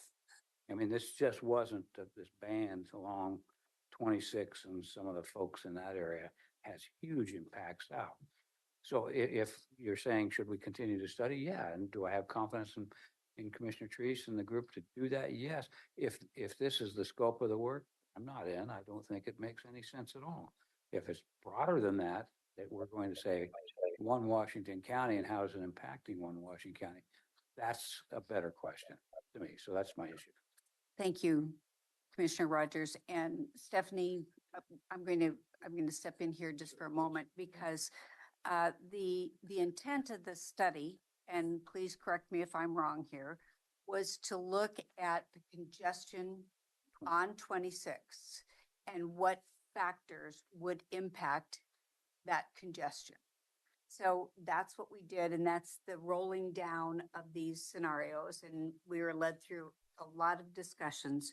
When you look at those scenarios, it's, to use Stephen's terminology, it's minimal effect as you roll down through those until you get to, do we look at tolling? That's when the effect became greater. What didn't happen was looking at the results of tolling, and that would be in the next phase of recommended study. So I am in complete agreement with you that we don't know what the impacts of tolling would be outside of reduction of congestion time. So the question within that study is the next question is why and how is that congestion time reduced? Where does it go? And what is the impact of where it goes? So, and I think, so from my perspective, I am in support of the results of this study because it doesn't recommend tolling. It recommends further study on the impacts of tolling. So can we go back to the prior slide then? No, if I can respond to you, I appreciate that. That's an excellent encapsulation of what the issue is. I remember when Hillsboro pushed for those funds. They're the ones who got the study money, and it was on a very small band. And I always thought that was pretty myopic because the county is much larger and there's more issues. So if there is availability to study exactly what you described, then I'm all in. I think exactly what you said is the right place to be. I didn't understand that there was sufficient funding to do anything more than a brief study of just 26 and 217. That was my understanding. That's why I want to go back to the prior slide on steering committee discussion, because I think what Commissioner Treese has brought voice to is the second bullet, consensus to study strategic capital investments and funding strategy by looking at tolling paired with complementary corridor investments. There has to be further, what that is saying is there has to be further study on tolling, and you're making the particular point that as it is studied, that diversion, not only within this particular study area, but across the wider, at least the Washington County community needs to be done. And so I think Stephanie, thank you, do you see the report encapsulating that, documenting that need? Yes, that is absolutely our goal, is to look at that in combination so that we're leveraging the capital investments holistically across impacted facilities. So I think if the document, the actual report documents that as part of that bullet 2 work, that the idea of further study on tolling, including the impact of diversion. Yes. And I do want to be hand clear. waving on my part, that we as an organization, we could give you a thumbs up today that we could endorse. One more question. Is there funding? Because I remember that grant and it was capped. And I think you've exercised all the dollars that were in there. So I agree with everything. It'll that's be a been said. future funded project need. Ah, okay. Of course it will be. Yeah. So this isn't going to continue right now. It's going to be in the future. Yep. Right. That's kind of Thank the you. hope of the endorsement, is that it will give legs to requests for future funding and help elevate this in importance. Okay, so with that, thank you very much. Because with that, you have 4 thumbs up of the 4 available. Okay, thank you. I'm not trying to rush you along. I'm sorry. I'm just tired. No. I'll bet you are. You've been at this all day. I'm also dealing with some jet lag today, so I handicapped myself that much further. So once again, kudos on this presentation, because I've not been following it in detail, and you've done a really terrific job here. Go ahead, Commissioner Treese, because you've invested a lot in the details. Well, I just want to say thank you to the group that built this together with our consulting team, and also to our own staff for the work that went into the background piece as we move forward. And there are still, frankly, I bring this up at the last minute, but there was some discussion, might be a kind word to put it, around the Northern Connector and the North Willamette Bridge. And I don't want to leave this discussion without mentioning that was a priority for Hillsboro. In that meeting, I wanted to give space for them to bring that forward and advocated for that. That doesn't mean that it's part of the recommendations, but my request was to make sure that there was airtime for that discussion. But you see the recommendation as it stands currently. So I think those are my final comments. And thank you, Kate. Thank you, Stephanie. Thank you for having us. Commissioner, I would say, I know the project team, and we actually have a meeting tomorrow morning to continue refining the final recommendations memo. And so once we have that final memo, we'll be certain to share it around with all of the commissioners so that they have an opportunity to review it and again, maybe provide any final feedback to you as the steering committee member or to staff. So we're getting close, I think. We're going to wrap this up, as they say, in the next couple months here and be ready to go. So thank you for helping us call the question today, Chair. We appreciate that. That's very helpful. Thank you. Good work, team. Thank you for your time. Being our subject matter experts, and thank you for joining us today. Appreciate it. Okay, with that, that brings us to our final work session agenda topic, board and leadership communication. I said that I would lead with leadership communication. So we're going to mix it up. We're going to start with CWS. Sure. Good afternoon, Chair Harrington and the Board of Directors. For the meeting record, my name is Jack Liang, the Chief Business Operations Officer at Clean Water Services. I'm filling in for Diane Taniguchi-Dennis, our CEO today. The last week at CWS, I would describe it as a no news is good news kind of week. We all returned back to normal operations. The uninterrupted service delivered to more than 157,000 customer accounts remains uninterrupted last week and this week. For next week, as you know, we have a board learning that's coming up on Thursday, February 8th.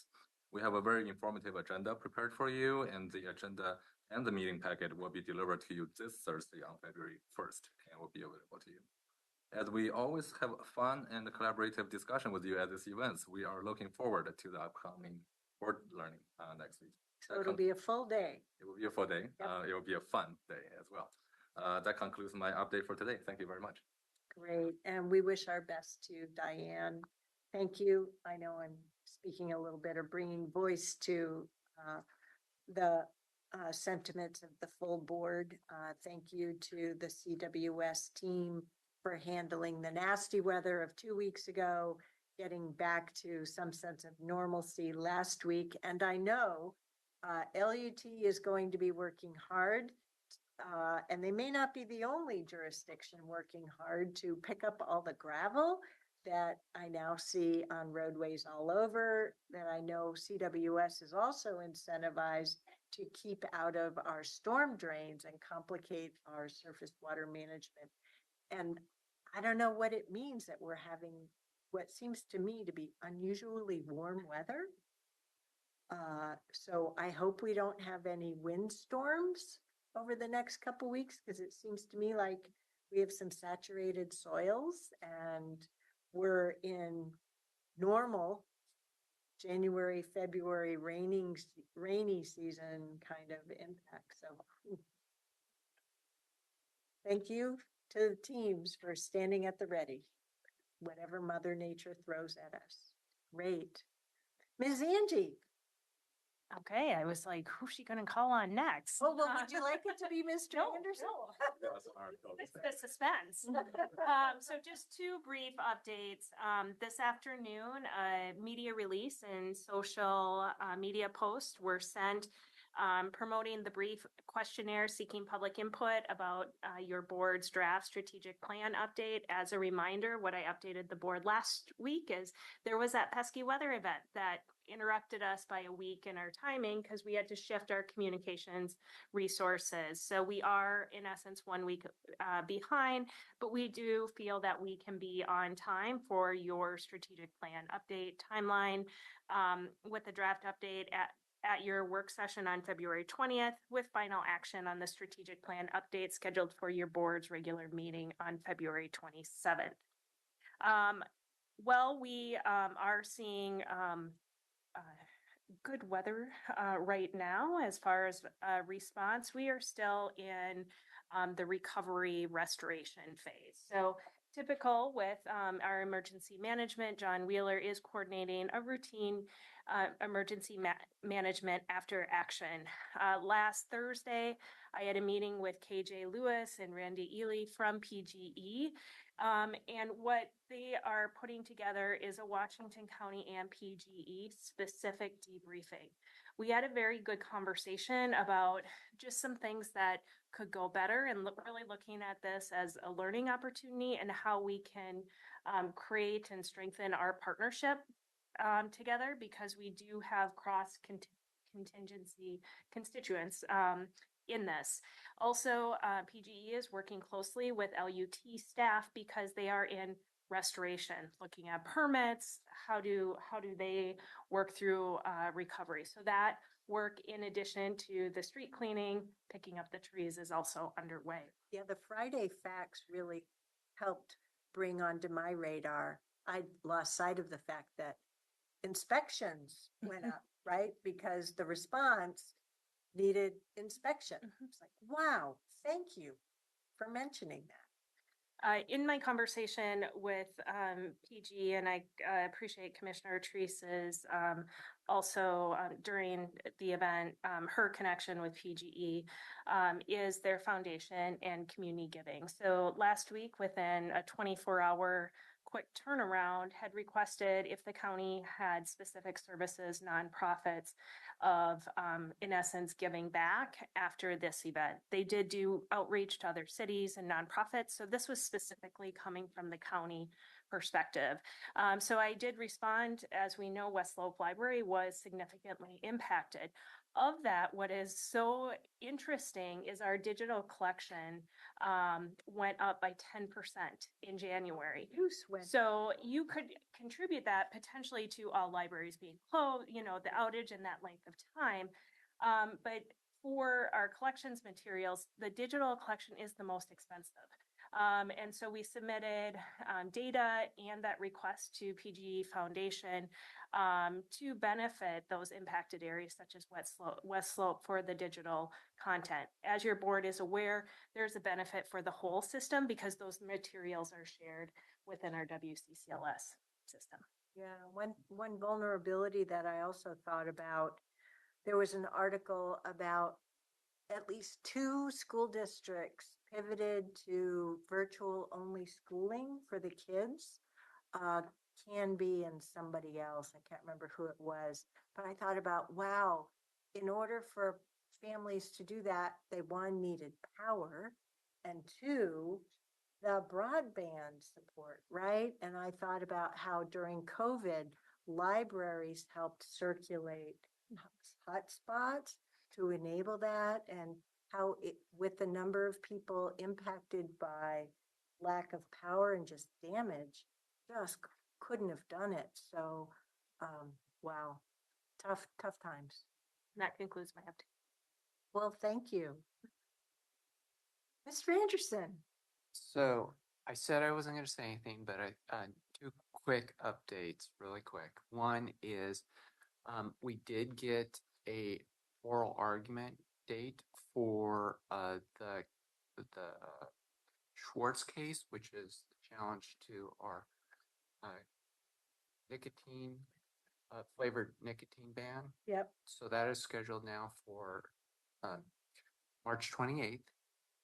Obviously, that's just oral argument, and then God knows how long it'll take the judge to make a decision. But I wanted to give you that update because we've been waiting for that for quite some time. The other thing is I shared last week that I'm participating on what's being called the Mink-Bowman 25 legislative concepts work group, which is regarding aid assist and community restoration, etc. We met for a group, our first meeting last Friday. It was a little disappointing, frankly, in composition as well as scope of the work group. The composition was heavily tailored towards state and plaintiffs and defendants representatives. And so Kevin Barton also is sitting in on this work group on behalf of the district attorneys. And we both raised the issue of some ideas for expanding the composition. As I say a lot, and Kevin and I had 2 different analogies, but I always talk about the ripple effect becomes a wave when it hits us, when they make small decisions. Kevin talks about squeezing the balloon and how it impacts other areas of the whole system. And the scope was narrower than we wanted to see. It was really talking about codifying restoration limit timelines for community restoration as well as in the state hospital, basically to codify the existing federal order. And I was very frank that we participated in mediation to get out of that artificial timeline. So more to come on that, but I just wanted to share kind of the first steps in that group. Go, Brad, go. Go, Kevin, go. Yeah, we're working it. Yep. We And that- support what you're bringing voice to. Right, team? Yes. Okay, that concludes my report. All righty. Board members, who would like to go first? I'll go first. Go for it. I'm going to try to go very quickly here. Last week I chaired my first impact meeting. It went well. Last week I also attended the CAB meeting that was on the same day as the CAT tour. So I had to miss some of the presentations, but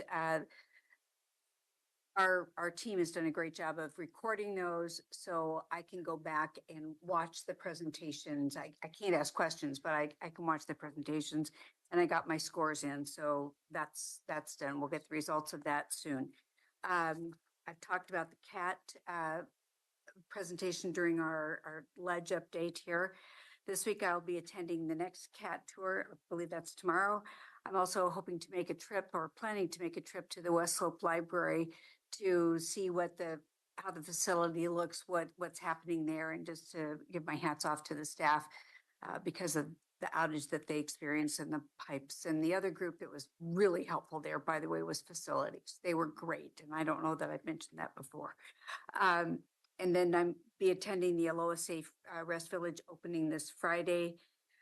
Last thing I want to say is that I will be on vacation starting the afternoon of February 6th, which is next Tuesday, and I'll be returning the day after. I think it's President's Day. So that's my plan. Next. Great. Yeah, I can go. I'll be quick as well. Last week, or was it? Yeah, last week I had a really good tour of North Plains, and the conversation was more about the retention of farmlands and really where the city ends and forest and farms begin. And it was really a good conversation, and it was more of fact checking in terms of developable lands that are available and what was presented to us in terms of the North Plains ordinance discussion. And it was really good. I think we had a lot of discussions about statewide goals, but really focused on how do we protect and retain our farmlands. And I as well will be attending the Aloha Pod Village, and also I will be joining you on the chat tour as well. It's documented here. Yeah, that's all. Great. Commissioner Rogers. A lot either. You see my schedule. I do want to compliment the people of District 2 who are checking out so many board meeting past films and things. I'm sure that's why all those videos are going out, right? They're watching our meetings. It's probably They're reading the top New York's best time. Yeah. Can I best get more reads. board minutes, more things I can check out? I'm teasing, of course. Thank you, Brad, for your work. I keep telling you not to volunteer so much, but you certainly do a good job for us. And Tanya, thanks for all during this difficult time when you were gone. Catherine, things went along smoothly, not because of any efforts on my part, but simply the staff did a very good job. But they're doing terrific. I would read a statement from Jerry Willey, who says that he appreciates all of our work and how good we are. If it wasn't for us, he wouldn't be able to accomplish the things that he does. So he congratulates us. I laugh because Maybe it wasn't exactly from Jerry, but I'll quit. I knew it. That's why I was laughing. I knew you made that up. And right now, I'm just a little too tired, so it's all going way over my head. Couple things from me, in addition to the thanks that I've provided for coverage while I was on vacation and all that you dealt with the stormy weather.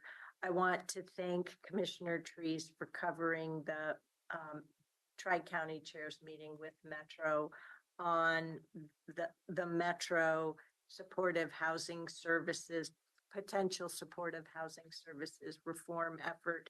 It seems pretty clear to me that the council is intent on moving forward.